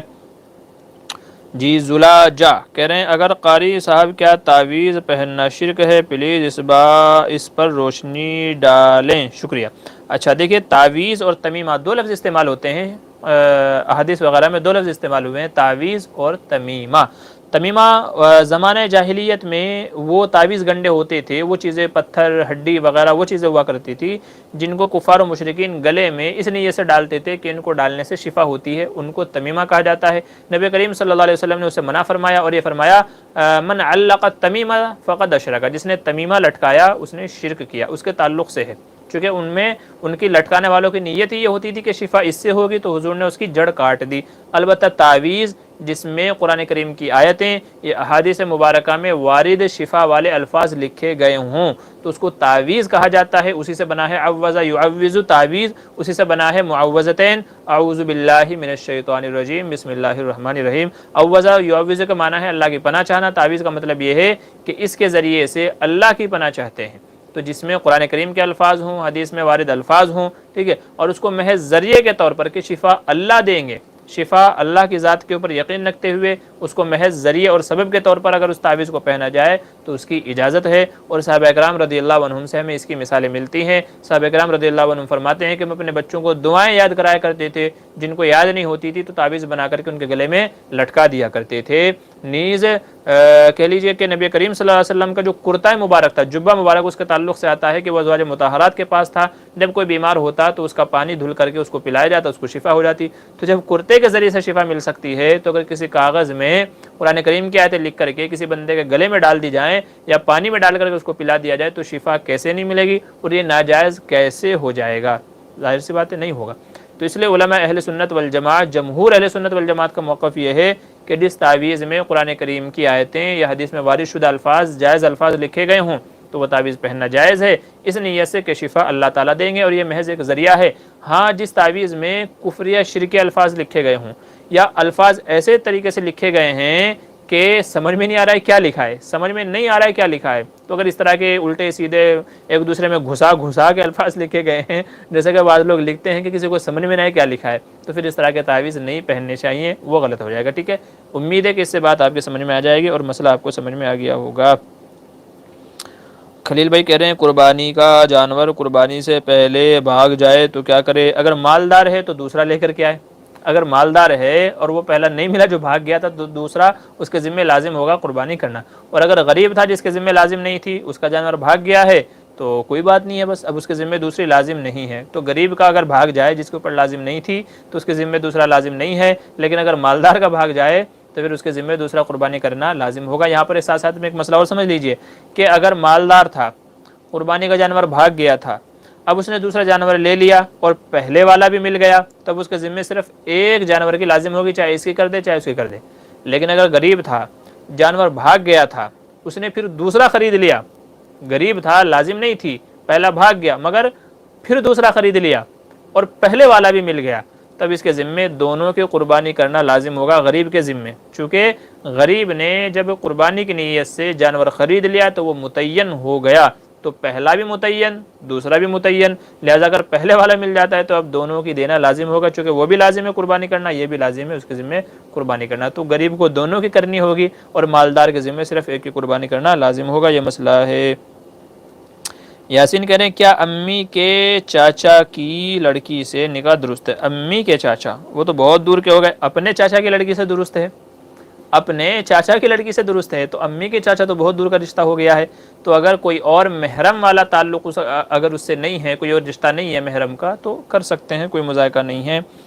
خلیل بھائی کیا کہہ رہے ہیں؟ بھائی خلیل تھوڑا سا آپ سوالوں کو اپنے اسٹاپ کر دیجئے، اور کافی لوگوں کے سوالات ہیں، تو جو ہے اگر کسی کے نہیں آئے تو آپ پوچھ لیجئے گا، لیکن ابھی اور مزید آپ سوال مت کیجئے گا، ٹھیک ہے، تاکہ میں اور دوسرے لوگوں کے بھی سوالوں کے جواب دے دوں اور ان کو بھی موقع ملے۔ خلیل بھائی کہہ رہے ہیں کیا مرحوم کے نام سے عقیقہ کر سکتے ہیں؟ بھائی عقیقہ وہ زندے کی طرف سے کیا جاتا ہے، مرنے والے کی طرف سے نہیں ہے، ٹھیک ہے، تو مرنے والے کی طرف سے عقیقہ نہیں ہوتا ہے، زندہ کی طرف سے کیا جاتا ہے۔ خلیل بھائی کہہ رہے ہیں قربانی میں عقیقہ جس کا نہیں اس کا بھی حصہ ڈالنے سے کیا اس شخص کا عقیقہ ہو جائے گا؟ جی ہاں، بڑے جانور میں 7 حصے ہیں، تو اگر 3 حصے قربانی کے ہیں، 4 حصے عقیقے کے ہیں تو درست ہے، یا 6 حصے قربانی کے ہیں، 1 حصہ عقیقے کا ہے تو درست ہے، تو قربانی بھی ہو جائے گی، عقیقہ بھی ادا ہو جائے گا، کوئی مذائقہ نہیں ہے۔ ابو سید انصاری کہہ رہے ہیں میں نے دیکھا ہے علماء کو ان کا معمول ہوتا ہے روزانہ موزہ پہننے کا، تو مجھے بھی شوق ہے موزہ پہننے میں، تو کیا میں پہن سکتا ہوں؟ بھائی جب علماء کو آپ نے دیکھا ہے تو ظاہر سی بات ہے تب تو اور اس کا جواز ثابت ہو گیا، کیونکہ علماء کوئی ناجائز کام تو کریں گے نہیں، تو جب علماء پہن سکتے ہیں تو آپ بھی پہن سکتے ہیں۔ ایسی تو میں سمجھتا ہوں کہ ایسی کوئی چیز نہیں ہے پہننے اوڑھنے کی کہ جو علماء ہی پہن سکتے ہیں آپ نہیں پہن سکتے، تو ایسی کوئی چیز نہیں ہے۔ تو ٹوپی، کرتا، جبہ، رومال، امامہ، یہ سب چیزیں جیسے علماء کرتے ہیں تو آپ بھی کر سکتے ہیں، کوئی مذائقہ نہیں ہے، ٹھیک ہے۔ اچھا، اور کیا کہہ رہے ہیں عاطف بھائی؟ مفتی صاحب بڑے جانور میں کتنا آدمی کا عقیقہ ہو سکتا ہے؟ قرآن اور احادیث کی روشنی میں وضاحت کریں۔ دیکھیں عقیقے میں لڑکے کی طرف سے 2 حصے اور لڑکی کی طرف سے 1 حصہ، تو آپ یوں کہہ سکتے ہیں کہ اگر 7 لڑکیوں کا ایک بڑے حصے میں عقیقہ کریں تو 7 کا ہو جائے گا، اور اگر لڑکے ہیں تو زیادہ سے زیادہ 3 لڑکوں کا، کیونکہ 3 لڑکوں کی طرف سے 6 حصے ہو جائیں گے، تو 3 لڑکوں کا اور 1 لڑکی کا ہو جائے گا، ٹھیک ہے۔ تو لڑکے کی طرف سے 2 حصے ہیں اور لڑکی کی طرف سے 1 حصہ ہے، اسی کے اعتبار سے آپ سمجھ سکتے ہیں کتنے کا ہوگا اور کتنے کا نہیں ہوگا۔ اوکے، شیخ عبداللہ کہہ رہے ہیں کیا مرد اور عورت ایک ساتھ کھڑے ہو کر کے نماز پڑھ سکتے ہیں؟ جی، مرد و عورت کی نماز کا طریقہ یہ ہے کہ عورت پیچھے کھڑی ہوگی، مرد کے برابر کھڑے ہو کر کے نماز نہیں پڑھ سکتی، مرد کے محاذات میں، مرد کے برابر میں اگر عورت آ جاتی ہے تو مرد کی نماز ٹوٹ جائے گی، تو اس لیے اگر عورت اور مرد دونوں نماز پڑھنا چاہتے ہیں تو عورت کو چاہیے کہ مرد کے بالکل پیچھے صف بنا کر کے کھڑی ہو، تو پیچھے صف بنا کر کے کھڑی ہو جائے گی تو دونوں نماز پڑھ سکتے ہیں، ٹھیک ہے۔ آفیشیل نعت اینڈ بیان کہنے لڑکی کا بال سیدھے کروانا کیسا ہے؟ لڑکی کے بال سیدھے کرنا، بال تو سیدھے ہی ہوتے ہیں، لیکن اگر آپ کی مراد یہ ہے کہ جو آج کل نئے نئے طریقے نکلے ہیں، بال گھنگھرے والے ہوتے ہیں ان کو سیدھا کرتے ہیں، یا سیدھے مطلب یعنی بالوں میں ڈیزائن کرواتے ہیں، فیشن کراتے ہیں، تو اس کی اجازت ہے، کوئی مسئلہ نہیں ہے، کرا سکتے ہیں، بالوں کو کوئی بھی شیپ دی جا سکتی ہے، کوئی مذائقہ نہیں ہے۔ شزین خان کہہ رہے ہیں مفتی صاحب برتھ ڈے منا سکتے ہیں یا نہیں؟ جی نہیں، درست نہیں ہے، برتھ ڈے منانا درست نہیں ہے، یہ غیروں کا رسم و رواج ہے، یہ غیروں کا طریقہ ہے، تو اس لیے ان طریقوں سے بچنا چاہیے، ٹھیک ہے۔ برتھ ڈے کا مطلب یہ ہے کہ جنم دن، تو بھائی آج میں 23 سال کا ہو گیا، 24 سال کا ہو گیا، تو خوشی کس بات کی ہے؟ میں تو روزانہ قبر کی طرف جا رہا ہوں نا، مرنے کی طرف جا رہا ہوں، اعمال ہے نہیں، گناہ بڑھتے جا رہے ہیں، تو سوال یہ ہے کہ آپ خوشی کس بات کی منا رہے ہیں؟ برتھ ڈے کس چیز کا منا رہے ہیں؟ تو دن بدن آپ کی زندگی کم ہو رہی ہے، ٹھیک ہے، آپ کے گناہوں میں اضافہ ہوتا جا رہا ہے، تو خوشی کس بات کی ہے؟ تو اس لیے یہ انگریزوں کا کلچر ہے، ان کا وہ ہے، انہوں نے کیک کاٹنا، یہ کرنا، کینڈل جلانا، ٹھیک ہے، اور بہت ساری غلط چیزیں اس کے اندر ایڈ کرتی ہیں، تو یہ غیروں کا رسم ہے، اسلام کا رسم نہیں ہے۔ فرحان مبین کہنا السلام علیکم ورحمۃ اللہ وبرکاتہ۔ وعلیکم السلام۔ جیسا کہ عوام میں مشہور ہے کہ حضرت ایوب علیہ السلام کے جسم مبارک میں کیڑے پڑ گئے تھے، کیا یہ حقیقت ہے؟ جی ایسا نہیں ہے، ایوب علیہ السلام کے جسم میں کیڑے پڑنے والی جو روایت ہے وہ غیر معتبر ہے، اس کا کوئی اعتبار نہیں ہے۔ وجہ اس کی یہ ہے کہ دیکھیں ایک بات سمجھ میں آنے والی بات ہے، آپ بھی اتفاق کریں گے کہ اللہ تعالیٰ کسی نبی کے جسم میں ایسی بیماری پیدا نہیں کریں گے کہ جس سے لوگ نفرت کریں، کیونکہ نبی کا کام ہے لوگوں کو اللہ سے جوڑنا، نبی کا کام ہے لوگوں کو اللہ سے متعارف کرانا، پہچان کروانا، اللہ سے جوڑنا، ٹھیک ہے، اچھے اعمال کروانا، یہ نبی کا کام ہے۔ تو اگر لوگ نبی سے دور بھاگنے لگیں، اس کی کسی بیماری کی وجہ سے دور بھاگنے لگیں، تو پھر یہ جو اللہ سے بندوں کو جڑوانا ہے یہ کیسے ممکن ہوگا، یہ کیسے پاسبل ہوگا؟ تو اس لیے جسم میں کیڑے پڑنے والی روایت غیر معتبر ہے، ایسا نہیں ہے، ٹھیک ہے۔ ہاں یہ ہے کہ اللہ نے ان کو کوئی بیماری دی تھی، مگر قرآن میں کوئی وضاحت نہیں ہے، حدیث میں کوئی وضاحت نہیں ہے کہ وہ بیماری کیا تھی. تو بس ہمیں اتنا ہی یہ رکھنا ہے کہ اللہ نے ان کو آزمائش میں رکھا، وہ آزمائش کیا تھی پتہ نہیں ہے، نہ قرآن میں وضاحت ہے نہ حدیث میں وضاحت ہے. اسرائیلی روایات ملتی ہیں، ان کا کوئی اعتبار نہیں ہے، تو اس لیے کیڑے پڑنے والی روایت غیر معتبر ہے، اس کا کوئی اعتبار نہیں ہے. لہٰذا جو بعض ہمارے وائز ہیں بیان کرنے والے، وہ بھی اپنے بیانات میں اس طرح کی باتیں کہہ دیتے ہیں، بلکہ یہاں تک کہ کہہ دیتے ہیں کہ ایک کیڑا آپ کی زبان سے نیچے گر گیا تھا تو وہ ایوب علیہ السلام نے اٹھا کر کے زبان پہ رکھ لیا، یا اپنے اٹھا کر کے جسم پہ جو ہے رکھ لیا کہ اللہ تجھے میرے ذریعے سے روزی دے رہا ہے، غذا دے رہا ہے. تو یہ ساری باتیں فالتو کی ہیں، ساری فالتو اسرائیلی روایات میں سے ان کا کوئی اعتبار نہیں ہے. میں نے عرض کیا کہ اللہ تعالیٰ کسی نبی کے جسم میں ایسی کوئی بیماری پیدا نہیں کریں گے کہ جس سے لوگ نفرت کریں، کیونکہ لوگ اگر نفرت کرنے لگ جائیں گے تو نبی اللہ کا پیغام لوگوں تک کیسے پہنچائے گا؟ پہنچا ہی نہیں پائے گا. جس سے لوگ نفرت کرتے ہیں، نہ اس کے پاس جائیں گے، نہ اس کو اپنے پاس بلائیں گے، نہ اس کی باتیں سنیں گے، تو نبی کے جسم میں جو اللہ نے کام لگایا تھا وہ کیسے پورا ہوگا؟ لہٰذا ان کے جسم میں کیڑے پڑنے والی جو روایت ہے وہ غیر معتبر ہے، اس کا کوئی اعتبار نہیں ہے. MRTZ السلام علیکم مفتی صاحب. جی وعلیکم السلام ورحمۃ اللہ وبرکاتہ. اچھا چلیے اور کیا ہے؟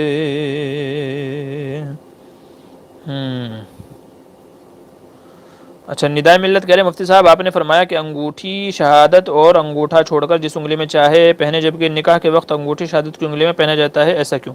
نکاح کے وقت میں کہاں، پتہ نہیں، نکاح کے وقت میں انگوٹھی پہننے والا تو کوئی رسم و رواج ہے ہی نہیں. آپ جو کہہ رہے ہیں کہ نکاح کے وقت میں انگوٹھی پہنائی جاتی ہے، ہم نے تو کہیں نہیں دیکھا. ہو سکتا ہے کسی علاقے میں کہیں پر یہ رواج ہو تو ہو، لیکن شریعت میں ایسا نہیں ہے کہ شہادت کی انگلی میں انگوٹھی پہنائی جاتی ہے. تو بہرحال میں اس کو اور اچھے سے دیکھ لیتا ہوں، لیکن جہاں تک مجھے یاد ہے وہ یہی ہے کہ انگوٹھے میں اور شہادت کی انگلی چھوڑ کر کے باقی کسی بھی انگلی میں پہنائی جا سکتی ہے. تو اگر اس کے علاوہ کچھ اور آپ کے پاس ہے کوئی معتبر کوئی حوالہ تو مجھے ارسال فرما دیجیے گا بعد میں، تاکہ میری بھی اصلاح ہو جائے اور میں اور اچھے طریقے سے اس کو دیکھ سکوں. دا رویل گاڑا کہہ رہے ہیں حضرت اگر کوئی لڑکا لیڈیز اینڈ کیا کہہ رہے لیڈیز اینڈ محبت پاک رہنے کے لیے آپس میں بنا کسی گواہ کے دل سے نکاح کر لیں اور بعد میں شادی نہیں کر پائے تو کیا لڑکی پر عدت جائز ہے یا نہیں؟ اس کا کیا مسئلہ ہے؟ آپ نے سوال بھی الٹا سیدھا لکھا ہے، لیکن بہرحال میں سمجھ گیا آپ کیا کہنا چاہ رہے ہیں. دیکھیں بغیر گواہوں کے نکاح نہیں ہوتا، ٹھیک ہے، بغیر گواہوں کے نکاح نہیں ہوتا. کوئی بندہ اگر کرتا ہے اس کا دل کتنا ہی پاک صاف کیوں نہ ہو، وہ چاہے اللہ کو گواہ بنائے، چاہے حضور کو گواہ بنائے، چاہے وہ فرشتوں کو گواہ بنائے، وہ چاہے کعبے کو جو ہے گواہ بنائے، وہ چاہے قرآن کو گواہ بنائے، جب تک کہ دو مرد عقل مند بالغ مسلمان گواہ نہیں ہوں گے تب تک کہ نکاح نہیں ہوگا، نکاح نہیں ہوگا. اور جو لوگ یہ سمجھ کر کے اللہ گواہ ہے، فرشتے دیکھ رہے ہیں، یوں دیکھ رہا ہے، وہ دیکھ رہا ہے، جو لوگ اس طرح کرتے ہیں یاد رکھیں وہ حرام ناجائز عمل کر رہے ہیں، وہ حرام اور ناجائز عمل کر رہے ہیں. شریعت نے دو گواہوں کی جو مرد ہوں ان کی قید ہی اسی لیے لگائی کہ یہ دو اجنبی آدمی کل کو جب ایک ساتھ رہیں گے، ایک گھر میں رہیں گے، تو لوگوں کے سوال اٹھیں گے کہ تم یہ حرام کاری کیوں کر رہے ہو. تو وہ دو گواہ آ کر کے گواہی دیں گے کہ بھائی ہمارے سامنے انہوں نے نکاح کیا ہے اور یہ حلال بندھن میں ہیں، تو ہم گواہی دیتے ہیں. دیکھیں عدالت میں اللہ کی گواہی نہیں چلتی. اگر آپ یوں کہیں ظاہر سی بات ہے پھر تو جو ہے مسئلے بڑے آسان ہو جائیں گے. ہر کوئی جو ہے اپنا جا کر کہتا ہے کہ بھائی اللہ سے پوچھ لو، اللہ گواہ ہے. لیکن شریعت آپ کے ثبوت مانگتی ہے، وہ چاہے دنیاوی ہماری عدالت ہو اور چاہے ہماری شرعی عدالت ہو، ہر کوئی گواہ مانگتا ہے. قرآن کریم میں جگہ جگہ گواہوں کا تذکرہ ہے. جہاں پہ لین دین کے معاملات کا تذکرہ ہے تو وہاں پر بھی گواہوں کا تذکرہ ہے کہ لین دین کے معاملات میں گواہ بنا لو. جہاں پہ وصیت کا تذکرہ ہے وہاں پر بھی گواہوں کا تذکرہ ہے کہ وصیت لکھتے ہوئے گواہ بنا لو. تو گواہوں کا فائدہ یہی ہے کہ جب وہ کل میں کوئی مسئلہ کھڑا ہوگا تو وہ گواہ آ کر کے گواہی دیں گے کہ ہاں ہمارے سامنے یہ میٹر ہوا ہے، یہ مسئلہ ہوا ہے.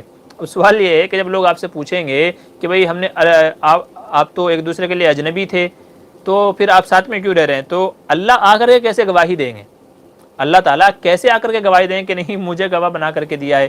تو یہ سمجھ سے باہر بات ہے. تو اس لیے شریعت نے دو مرد گواہوں کی قید لگائی ہے. تو جب تک کہ یہ دو مرد نہیں ہوں گے نکاح نہیں ہوگا، نہ فون پہ، نہ ویڈیو کال پہ، نہ کسی اور چیز پہ.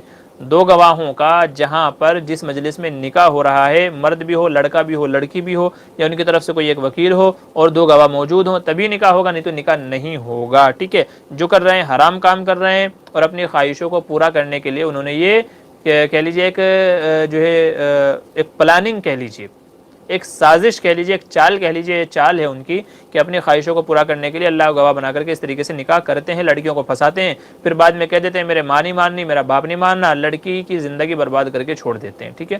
تو اگر کسی نے ایسے نکاح کیا تھا، نکاح بھی نہیں ہوا، اور بعد میں اگر وہ طلاق دیتا ہے تو طلاق بھی نہیں ہوگی، عدت بھی نہیں ہوگی، چونکہ یہ سب حرام ہوا، تو یہ سارے کام حرام تھے، تو نہ نکاح ہوا، نہ طلاق، نہ عدت، کچھ بھی نہیں ہے۔ ایسے جب نکاح ہی نہیں ہوا تو طلاق کیسی، جب طلاق نہیں تو عدت کیسی؟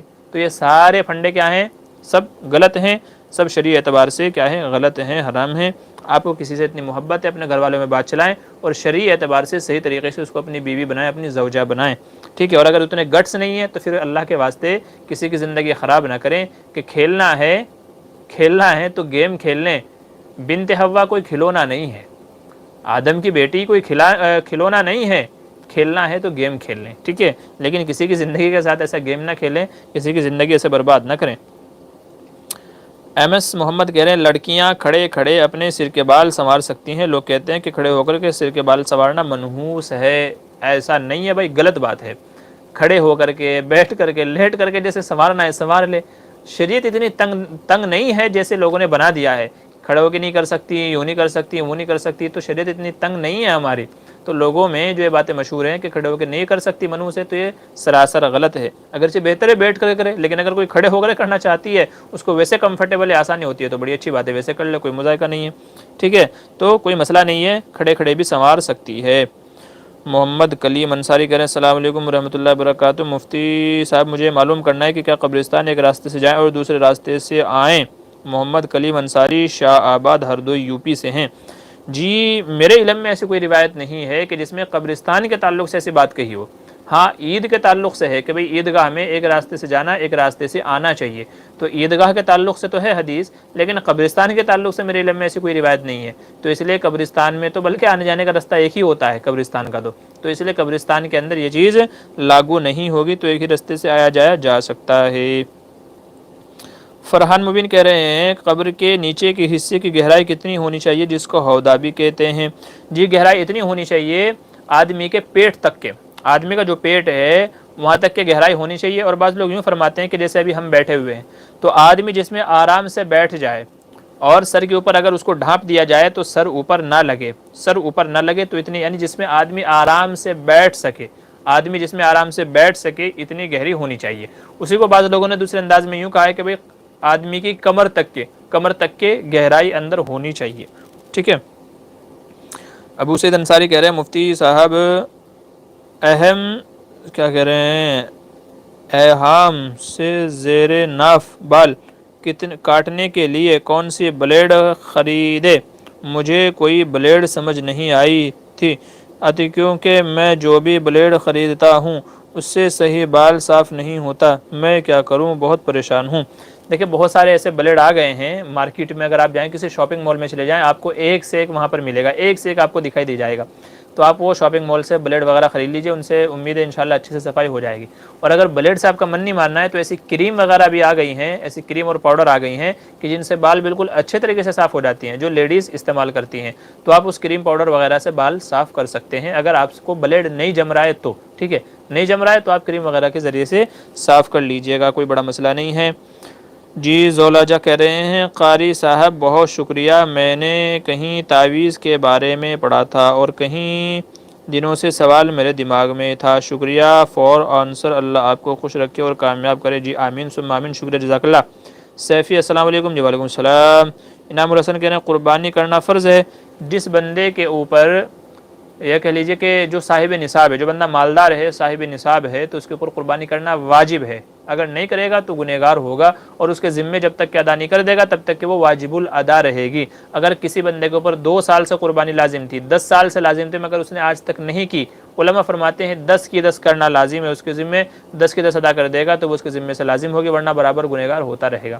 تو جو صاحب نصاب ہے، جیسے زکوٰۃ فرض ہوتی ہے جس کے پاس اتنا مال ہو، ایک لمیٹڈ جو شریعت نے حد بیان کی ہے کہ اتنا مال ہوگا تو زکوٰۃ لازم ہوگی، تو ایسے ہی اتنا ہی مال اگر کسی بندے کے پاس میں ہے تو اس کے اوپر قربانی بھی کرنا واجب ہے، ٹھیک ہے، قربانی کرنا کیا ہے؟ واجب ہے۔ شیلیہ عائشہ جی بڑے دنوں کے بعد میں پچھلے کئی ہفتوں سے حاضر نہیں تھی، اچھا جی شیلیہ عائشہ کہہ رہے ہیں جمعے کے دن سورہ کہف زوال سے پہلے یا بعد میں پڑھنا افضل ہے کہ جمعرات کی رات کو پڑھ سکتے ہیں؟ جی جب جمعے کا دن شروع ہو گیا ہے، مغرب بعد سے جمعے کا دن شروع ہو جاتا ہے تو پڑھی جا سکتی ہے، لیکن بہتر یہ ہے علماء یہ فرماتے ہیں کہ جمعے سے پہلے پڑھی جائے۔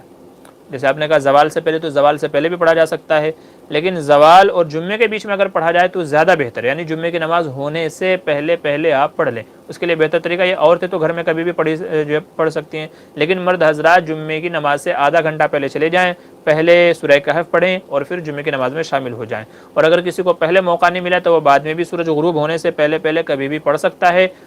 سورہ کہف جمعے کے دن پڑھنے کے جو فضائل بیان کیے گئے ہیں انشاءاللہ وہ اس کو حاصل ہو جائیں گے۔ خلیل بھائی کہہ رہے ہیں کن 4 لوگوں پر قربانی واجب نہیں ہے؟ جن میں سے غلام ہے، غلام کے اوپر واجب نہیں ہے، اور جو غریب ہے اس کے اوپر واجب نہیں ہے، اور باقی کا بھائی ذہن میں نہیں ہے۔ ایسا لگ رہا ہے آپ کو سوال پتہ ہے، جواب پتہ ہے، آپ میرا امتحان لے رہے ہیں، کیونکہ مجھے تو یہ بھی پتہ نہیں ہے۔ آپ نے 4 بتایا نا کہ 4 لوگوں کے اوپر، تو مجھے تو اس کا بھی پتہ نہیں ہے، علم نہیں ہے، میرے ذہن میں نہیں ہے فی الحال۔ تو آپ کو لگتا ہے جواب پہلے سے پتہ ہے، آپ بس میرا امتحان لے رہے ہیں، تو براہ کرم میں کوئی اتنا بڑا عالم یا علامہ نہیں ہوں کہ مجھے سب چیزوں کا پتہ ہوگا۔ جن باتوں کا مجھے پتہ ہوتا ہے تو میں بتا دیتا ہوں، جن کا پتہ نہیں ہوتا ان سے معذرت کر لیتا ہوں، ٹھیک ہے؟ تو اگر آپ کو پتہ ہے تو براہ کرم آپ بتا دیں تاکہ میرے بھی علم میں اضافہ ہو جائے۔ نور النبی السلام علیکم۔ جی وعلیکم السلام۔ اچھا، علم کی تختی بائے، اچھا جی ٹھیک ہے، شکریہ، آپ کو کام میں چلے جائیں۔ عاطف اسلم کہہ رہے ہیں مفتی صاحب قربانی دینے کے لیے کم سے کم کتنے مال کا مقدار ہونا چاہیے؟ دیکھیں آدمی کے پاس یہ کہہ لیجئے 52.5 تولہ چاندی جس سے خریدی جا سکے، 52.5 تولہ چاندی یا 7.5 تولہ سونا آدمی کے پاس ہے، تو 52.5 تولہ چاندی ہونی چاہیے، یا تو 7.5 تولہ سونا ہونا چاہیے، اور یا تو اتنا مال ہونا چاہیے کہ جس سے 52.5 تولہ چاندی خریدی جا سکے، ٹھیک ہے؟ 52.5 تولہ چاندی تقریباً آدھے کلو سے زیادہ کچھ ہوتی ہے، ٹھیک ہے؟ تو آدمی کے پاس اتنا پیسہ ہونا چاہیے۔ اگر دیکھا جائے آج کے زمانے میں تقریباً یہ کہہ لیجیے اگر 60,000 روپے کلو چاندی اگر ہے، 60,000 روپے کلو، تو یہ کہہ لیجیے کہ 35,000 روپے اگر کسی بندے کے پاس میں ہیں، 35,000 روپے اگر کسی بندے کے پاس ہیں تو وہ صاحب نصاب کہلائے گا اور اس کے اوپر قربانی لازم ہوگی۔ تو یا تو 52.5 تولہ چاندی ہو یا اتنا پیسہ ہو کہ جسے 52.5 تولہ چاندی خریدی جا سکے، تو ایسا شخص صاحب نصاب کہلائے گا، مالدار کہلائے گا، اور اس کے اوپر قربانی کرنا واجب ہوگا۔ ابو سید انصاری کہہ رہے ہیں مفتی صاحب عالم کے کورس میں کون کون سی کتابیں پڑھتے ہیں؟ کن کتابوں کے نام بتائیے؟ بھئی وہ تو آپ جو ہے وہ کہہ لیجئے کسی مدرسے سے وہ چارٹ حاصل کر لیجئے، فی الحال میرے ذہن میں نہیں ہے۔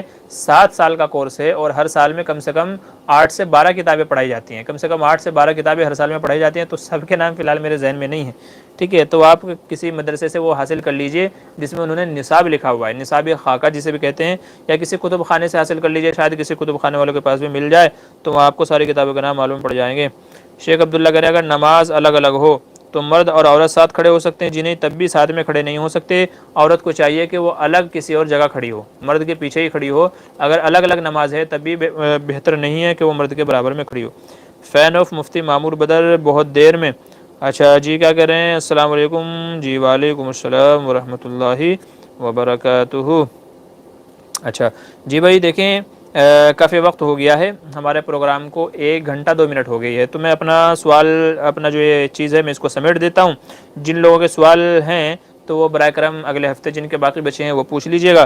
کچھ جو سوالات آئے ہوئے ہیں بس میں انہیں کے جواب دے دیتا ہوں، ٹھیک ہے؟ تو اور زیادہ سوال آپ لوگ نہ پوچھیے گا۔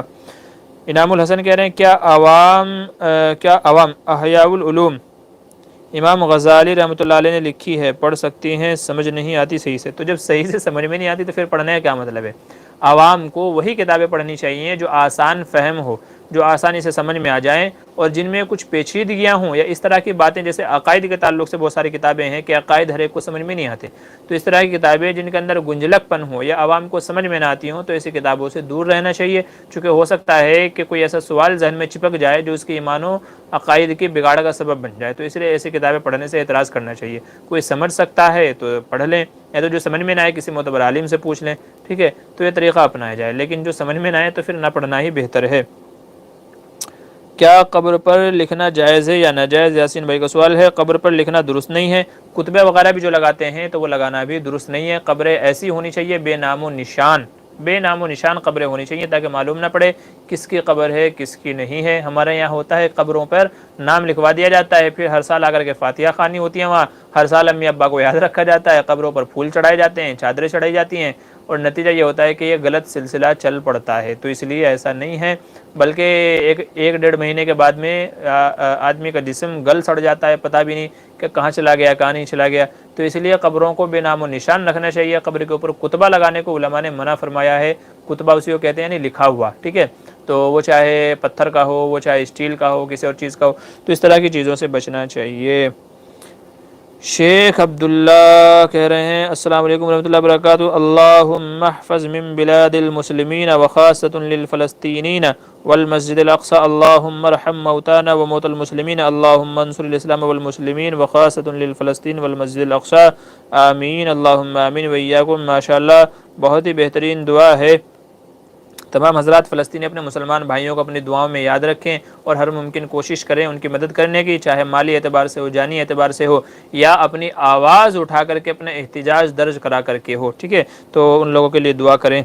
ساجد میواتی کہہ رہے ہیں نماز جنازہ میں بلند آواز سے قرات کرنا صحیح ہے؟ نہیں بھائی، نماز جنازہ میں آہستہ سے قرات کی جاتی ہے، بلند آواز سے درست نہیں ہے، تو آہستہ قرات کرنی چاہیے۔ یاسین بھائی کا سوال ہے کسی کے انتقال کے بعد تیسرے دن 10ویں اور 40ویں دن کچھ ایصال ثواب کے نام سے کھانا کھلانا کیسا ہے؟ درست نہیں ہے۔ جس کو تیجا 10واں 40واں کہتے ہیں تو یہ رسمیں ہیں اور رسم جائز نہیں ہے۔ اگر آپ کو کھانا کھلانا ہے تو کسی بھی دن کھلایا جا سکتا ہے، متعین کر کے تیسرے ہی دن کھلائیں گے، 10ویں دن کھلائے جائیں گے تو یہ بیجا رسم ہو جاتی ہے، اور بیجا رسموں سے شریعت نے منع کیا۔ آپ کو ایصال ثواب کے لیے کھلانا ہے کبھی بھی کھلا دیں، ٹھیک ہے، کبھی بھی کھلایا جا سکتا ہے، اس میں مذائقہ نہیں ہے، لیکن جب آپ خاص کر لیں گے تو یہ خاص کرنا ہی غلط ہو جائے گا، تو اس لیے خاص کر کے نہیں کھلا سکتے۔ تو یہ جو تیسرے 10ویں 40ویں دن ہیں یہ سب کیا ہیں؟ غلط ہیں، ان سب چیزوں سے باز آنا چاہیے۔ جی جنید مبین السلام علیکم مفتی صاحب۔ جی وعلیکم السلام۔ سوزین خان مفتی صاحب نیاز کا کھانا حرام ہے؟ نیاز سے آپ کی کیا مراد ہے؟ اگر تھوڑا سا اس کی آپ وضاحت کر دیتے تو سمجھ میں آ جاتا۔ اگر نیاز سے آپ کی مراد یہ ہے کہ جیسے لوگ شیخ عبد القادر جیلانی کے نام پہ، اور یا تو راجستھان میں ہیں کیا نام ہے ان کا، جی خواجہ غریب نواز، جی خواجہ غریب نواز، خواجہ اجمیری، تو ان کے نام کی نیاز کھلاتے ہیں، تو یہ نیازیں تو غلط ہو جائیں گی، چونکہ ایسی صورت میں جانور ذبح کیا جاتا ہے غیر اللہ کے نام سے، یعنی ان بزرگوں کی نیت سے جانور ذبح کیا جاتا ہے تو وہ تو غلط ہے، چونکہ غیر اللہ کے نام پر جانور ذبح کرنا کیا ہے؟ حرام ہے۔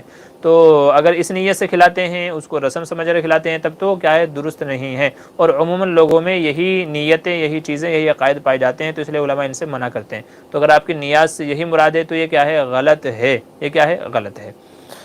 ہاں اگر ایصال ثواب جیسے بھائی نے پوچھا ہے تو پھر اس کا طریقہ میں نے بتا دیا ہے کہ اس طریقے سے اگر جو ہے کسی بھی دن کبھی بھی بغیر کسی اس کے کھلا دیا جائے تو کوئی مذائقہ نہیں ہے، ٹھیک ہے۔ تو اور مزید وضاحت کر دیں گے نیاز سے تو امید ہے انشاءاللہ میرے لیے جواب دینا آسان ہو جائے گا۔ ایم آر ٹی زید کہنا السلام علیکم مفتی صاحب، کیا رات میں جھاڑو لگانا کیسا؟ جی رات میں اگر گندگی پھیل گئی ہے گھر میں تو لگا سکتے ہیں۔ بعض لوگ یہ سمجھتے ہیں کہ رات میں جھاڑو لگانے سے غریبی آتی ہے، یاد رکھیے ایسا نہیں ہے۔ اگر رات میں اگر گندا ہو گیا ہے، گھر میں کوئی کچرا ہے یا کچھ اور چیز ہے، تو صبح تک انتظار نہیں کیا جائے گا، بلکہ رات میں بھی صفائی کرنا جائز ہے۔ تو رات میں گھر میں جھاڑو لگانا، گھر کی صفائی کرنے میں کوئی مذائقہ نہیں ہے، جائز ہے، اس سے کوئی غریبی وریبی نہیں آتی، ٹھیک۔ ابو سید انصاری مفتی صاحب داڑھی کہاں سے شروع ہوتی ہے؟ تفصیل سے بتائیے۔ دیکھیے داڑھ سے بنا ہے، ڈاڑھ ہمارا جو یہ ہڈی کا حصہ ہے، یہ دیکھیں نیچے کا جو جبڑا ہے ہمارا، نیچے کا جو جبڑا ہے اس کو ڈاڑھ کہا جاتا ہے۔ تو علماء کہتے ہیں کہ داڑھی، اس ڈاڑھ کے اوپر اگنے والے جو بال ہیں ان کو داڑھی کہا جاتا ہے، چونکہ یہ ہمارے جو بال ہیں یہ ڈاڑھ کے اوپر اگتے ہیں، اس لیے ان کو کیا کہتے ہیں؟ داڑھی کہتے ہیں۔ تو اس کی شرعی مقدار، شرعی حد یہ ہے کہ نیچے کا، خاص کر جو نیچے کا جبڑا ہے، تو نیچے کا جبڑا نیچے کی طرف سے اور اوپر کی طرف سے جتنے حصے میں ہے تو وہاں تک کے داڑھی رکھنا کیا ہے؟ ضروری ہے، وہاں تک کے داڑھی رکھنا کیا ہے؟ واجب ہے۔ تو آپ اندازہ لگا لیں، اگر آپ دیکھیں گے صحیح سے تو یہ جو دانتوں کا جو یہ حصہ ہے ہمارا، یہ والا حصہ، تو یہ اتنے حصے پر کیا ہے؟ یہ واجب ہو جائے گی۔ اس کے اوپر کا جو جبڑا ہے وہ شروع ہو جاتا ہے، تو اوپر والے جبڑے کی بات نہیں ہو رہی، نیچے والا جبڑا ہے۔ تو اگر آپ اوپر سے دیکھیں گے تو یہاں سے یہ دیکھیں، اگر آپ دھیان سے دیکھ رہے ہوں گے، اور اگر آپ نیچے دیکھیں گے تو یہ والا جو حصہ ہے اس کے نیچے پھر یہ گلے کا حصہ شروع ہو جاتا ہے۔ تو گلے پہ جو بال آتے ہیں ان کو کٹوا سکتے ہیں، لیکن نیچے کی طرف جو یہ داڑھ جو جبڑا ہے ہمارا، آپ جب اس کو ایسے ہلائیں گے تو آپ کو اندازہ ہو جائے گا، ہاتھ ہلائیں گے اور آپ اس کو ٹچ کریں گے، محسوس کریں گے تو آپ کو اندازہ ہو جائے گا۔ تو داڑھ کے اوپر جو بال ہیں تو ان کو کٹوانا کیا ہے؟ حرام ہے۔ تو ڈاڑھ کے اوپر نیچے کی جو ڈاڑھ ہے اس کے اوپر اگنے والے بالوں کو کہا جاتا ہے۔ تو آپ اندازہ ہاتھ لگا کر کے دیکھ لیں کہ آپ کی ڈاڑھ کہاں سے کہاں تک ہے، تو اس کے اوپر جو بھی بال آ رہے ہیں وہ سب کے سب کیا کہلائیں گے؟ داڑھی کہلائیں گے، اور داڑھی کے جو بھی احکامات ہیں اس کے اوپر وہ کیا ہے مطلب احکام جاری ہوں گے۔ یاسین کہہ رہے ہیں اگر جنازے کی دعا نہ آتی ہو تو سورہ فاتحہ پڑھنا چاہیے، بھائی پڑھ سکتے ہیں، کوئی مذائقہ نہیں ہے۔ محمد سیف کہہ رہے ہیں مولانا یونس صاحب جون پوری رحمۃ اللہ علیہ کو کوئی سبا نے، جی شیخ یونس جون پوری رحمۃ اللہ علیہ میرے استاذ تھے، اللہ ان کو غریق رحمت کرے، اللہ ان کے درجات کو بلند فرمائے۔ تو میں نے صحیح بخاری صحیح مسلم مظاہر العلوم میں انہی سے پڑھی ہے، اور بہت اچھے سے حضرت نے ہم کو پڑھایا تھا، بلکہ ہم نوٹس بھی لکھتے تھے ان کے، جو اس کی تشریح کیا کرتے تھے بخاری مسلم کی، دونوں اس وقت حضرت ہی کے ذمے تھی۔ تو ان کی سوانح کے تعلق سے ایک خاص نمبر میں مظاہر العلوم سے جو شمارہ نکلتا ہے، مظاہر العلوم سے جو شمارہ نکلتا ہے مہینہ واری جو ماہنامہ نکلتا ہے، اس کے اندر بھی ایک خاص نمبر دیا گیا تھا، اور ان کی ایک سوانح ان کے اس سے لکھی ہوئی آئی ہے، لیکن نام میرے ذہن میں نہیں آ رہا ہے کہ اس کا نام کیا ہے، لیکن ابھی آئی تھی، اور شاید میں دیکھتا ہوں جا کر کے، میرے پاس میں رکھی ہے۔ میں جب پچھلے دنوں اپنے سہارنپور گیا تھا تو وہاں سے وہ کتاب لے کے آیا تھا، جہاں تک مجھے یاد پڑ رہا ہے۔ مجھے اپنے کتابوں کے ذخیرے میں تلاش کرنی پڑے گی کہ وہ ہے کہ نہیں ہے، لیکن بہرحال ان کے سوانح کے تعلق سے، خدمات کے تعلق سے کتاب ہے، ٹھیک ہے۔ اچھا جی، محمد خلیل بھائی کیا کریں، زیر ناف بال کہاں سے کہاں تک کاٹنا چاہیے؟ آگے کی شرمگاہ، پیچھے کی شرمگاہ، اس کے ارد گرد سے بال کاٹنے چاہیے تاکہ گندگی پیشاب وغیرہ وہاں لگ نہ جائے، اس وجہ سے کاٹے جاتے ہیں تاکہ گندگی وغیرہ اس میں لگی نہ رہ جائے، اور اچھے سے پانی سے دھل جائیں، اچھے سے صفائی ہو جائے، تو اس وجہ سے بال کاٹے جاتے ہیں۔ تو اوپر کی شرمگاہ اور پیچھے کی شرمگاہ کے ارد گرد سے بال کاٹنا چاہیے، ٹھیک ہے۔ بہت سارے لوگ ناف سے کاٹتے ہیں تو وہاں سے بھی کاٹ سکتے ہیں، اور بہت سارے لوگ ناف سے تھوڑا نیچے سے کاٹتے ہیں تو وہاں سے بھی کاٹ سکتے ہیں۔ تو اصل تو منشا یہ ہے کہ آگے کی شرمگاہ کے چاروں طرف سے، ارد گرد سے، چاروں طرف سے، ٹھیک ہے۔ آپ اس میں چاہے تو جانگھوں کو بھی لے لیں اور رانوں کا بھی کچھ حصہ لے لیں، اور پیچھے کی طرف سے بھی جو حصے ہیں اپنا، اس کا سرین کا جو حصہ ہے، تو اس میں سے اگر آپ چاہیں تو پوری سرین بھی صاف کر سکتے ہیں، بہرحال وہ ہر آدمی کی اپنی مرضی ہے۔ اصل شریعت کا منشا یہ ہے کہ اس حصے کے چاروں طرف ارد گرد سے اتنی دوری سے اور اتنے ایریے کے بال کاٹے جائیں کہ جب ہم دھوتے ہیں تو گندگی ان بالوں میں اٹکی نہ رہ جائے، لگی نہ رہ جائے، چونکہ ہو سکتا ہے ہم نے دھوئی لیکن وہ بالوں میں لگی رہ گئی، تو ناپاکی لگی رہ جائے گی، پاکی حاصل نہیں ہوگی، تو آپ کی نماز وغیرہ نہیں ہوگی۔ اس لیے شریعت کہتی ہے کہ زیر ناف کو کاٹا جائے، ٹھیک ہے۔ اچھا، اب مجھے اجازت دیجیے بھائی، زیادہ سوال مت کیجیے گا بھی، چونکہ جو فون کی جو بیٹری ہے تو وہ بھی جواب دے رہی ہے، اور وقت بھی کافی ہو گیا ہے، تو اس لیے میں آپ لوگوں سے اجازت چاہوں گا۔ تو بس 2-4 لوگوں کے سوال ہے، برائے کرم 2-4 لوگوں کے سوال ہے، بس میں ان کے جواب دیتا ہوں، مزید آپ لوگ سوال مت کیجیے گا، ٹھیک ہے۔ تو جس کا جو سوال رہ گیا ہے وہ انشاءاللہ اگلے ہفتے ہم لوگ کر لیں گے، ٹھیک ہے۔ تو مزید سوال مت کیجیے گا۔ جی چلیے، ہو گیا۔ یاسین بھائی صاحب نصاب کون ہے شریعت کی نظر میں نے بتا دیا، جس کے پاس میں 52.5 تولہ چاندی یا اس کو خریدنے جتنی رقم موجود ہو، یا 7.5 تولہ سونا، یا اس کو خریدنے جتنی رقم ہو، تو وہ کیا ہے؟ صاحب نصاب ہے۔ محمد اکرم کہہ رہے ہیں حضرت اگر اقامت کے کلمات زیادہ ہو جائیں، مثلا حی علی الفلاح، تو کیا اقامت ہوگی یا نہیں؟ حی علی الفلاح یعنی ایک کی جگہ، یعنی 2 کی جگہ اگر 3 بار کہہ دیا ہے تو ہو جائے گی، ٹھیک ہے۔ اگر 2 کی جگہ 3 بار کہہ دیا ہے تو کوئی مذائقہ نہیں ہے، اذان ہو جائے گی۔ اگر اقامت کے کلمات زیادہ ہو جائیں مثلا، تو اچھا وہی ایک ہی سوال 3 بار، بھائی 3 بار کرنے کی ضرورت نہیں تھی، ایک بار کافی ہے۔ ہارون تیاگی مفتی صاحب السلام علیکم۔ جی وعلیکم السلام۔ ساجد میواتی کہہ رہے ہیں مفتی صاحب السلام علیکم ورحمۃ اللہ وبرکاتہ۔ مسئلہ یہ ہے کوئی شخص چاہتا ہے کہ میری بیوی پردہ میں رہے، لیکن بیوی یہ سب نہیں کرتی ہے، وہ اب کیا کرے؟ اس کو سمجھائے پیار و محبت سے، پردے کے احکامات سمجھائے، پردے میں رہنے کے فائدے بتائے، برقعے میں رہنے کے فائدے بتائے۔ اما عائشہ رضی اللہ عنہا، حضور صلی اللہ علیہ وسلم کے ازواج مطہرات صحابیات کے قصے اور واقعات سنائے اس کو، اور اس کو اس چیز کی طرف راغب کرے، آہستہ آہستہ پیار و محبت سے انشاءاللہ سمجھائے گا تو سب سمجھ میں آ جائے گا۔ سوزین کیا کہہ رہے ہیں؟ تھینک یو سو مچ، اللہ حافظ۔ جی شکریہ۔ محمد اکرم کہہ رہے ہیں اچھا وہی سوال ہے پھر بار بار، اچھا 4تھی بار سوال کر رہے ہیں۔ اچھا جی، کتنا دیر ہوگا آپ کا لائیو؟ فین آف مفتی معمور بدر پوچھ رہے ہیں۔ جی بس 2-4 منٹ اور ہے انشاءاللہ، کیونکہ وقت کافی ہو گیا ہے پہلے سے، 1 گھنٹہ 12 منٹ ہو چکے ہیں، تو بس اور 2-4 منٹ ہے، 2-4 سوال ہیں ان کے جواب دے دیتا ہوں، ٹھیک ہے۔ جی ایم ایس محمد کہہ رہے ہیں مفتی صاحب لوگ جانور پالتے ہیں، مرغ بکرے وغیرہ، تو کوئی غیر مسلم اپنے چڑھاوے کے لیے خریدیں تو مسلمانوں کو اس کے ہاتھوں فروخت کر سکتے ہیں یا نہیں؟ جی بہتر تو یہ ہے کہ ایسے لوگوں کے ہاتھوں فروخت نہیں کرنا چاہیے، ایسے لوگوں کے ہاتھوں فروخت نہیں کرنا چاہیے، یہ بہتر ہے۔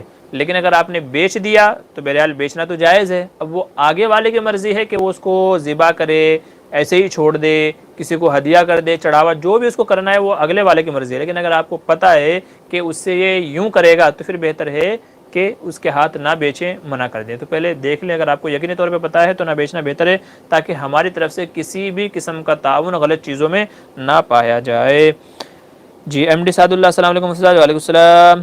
جی ایم ایس محمد کہہ رہے ہیں اگر بالٹی میں پانی ہو اور کھلا ہو، اس میں کوئی چڑیا گوریا وغیرہ بیٹ کر دے تو کسی چیز کے دھوئے پا کر، دیکھیے بالٹی اگر بڑی ہے اور اس کی بیٹ وغیرہ گرنے سے یعنی بیٹ زیادہ بھی ہو سکتی ہے، کم بھی ہو سکتی ہے، تو اگر بیٹ کم ہے، اتنی کم ہے کہ پانی میں گرنے کی وجہ سے نہ اس کا رنگ بدلا، نہ ذائقہ بدلا، نہ اس کی بو بدلی، تو اگر کوئی چیز نہیں بدلی ہے تو پاک کہلائے گا۔ لیکن اگر اس کا ذائقہ بدل گیا، رنگ بدل گیا، یا اس میں سے جو اسمائل آتی ہے بو بدل گئی ہے، تو پھر وہ ناپاک کہلائے گا۔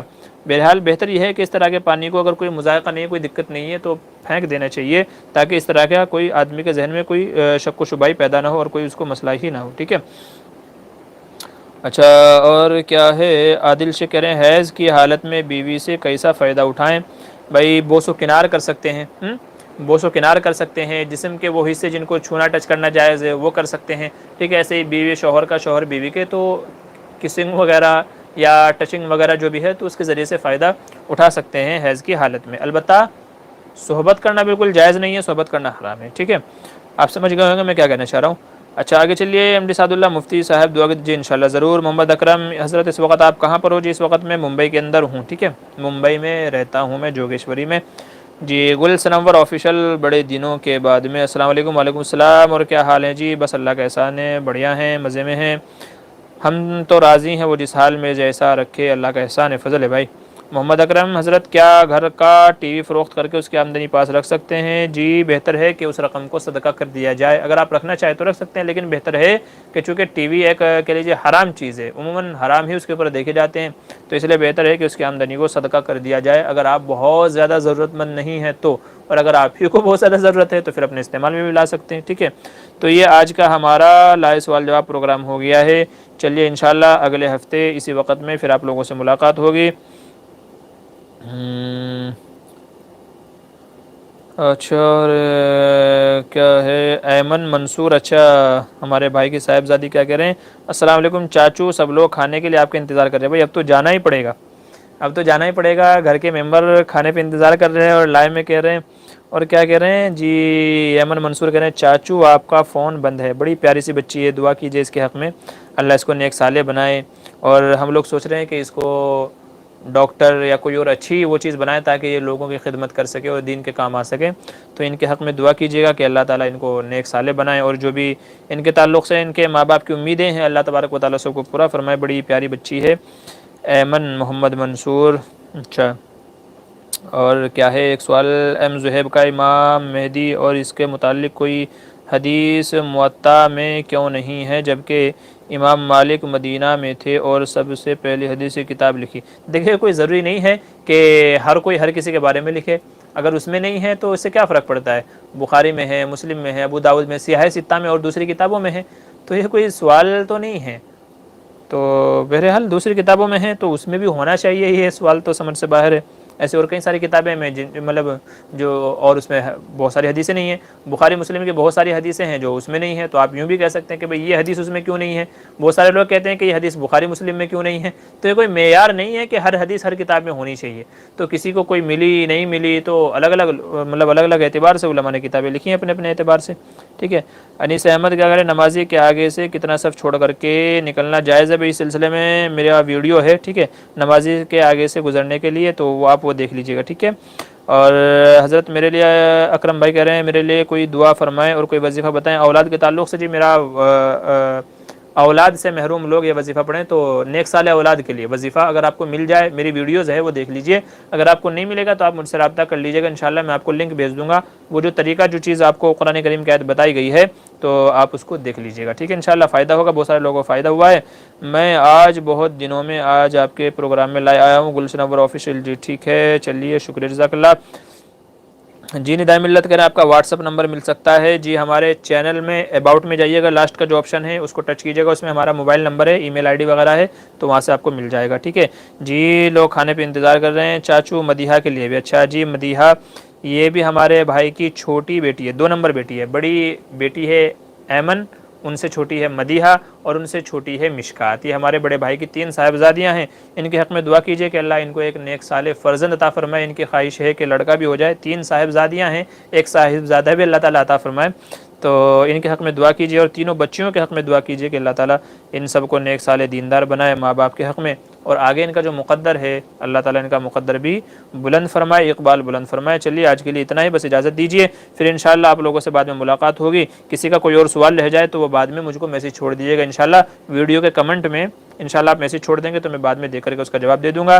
آج کے لیے اتنا ہی. السلام علیکم ورحمۃ اللہ وبرکاتہ.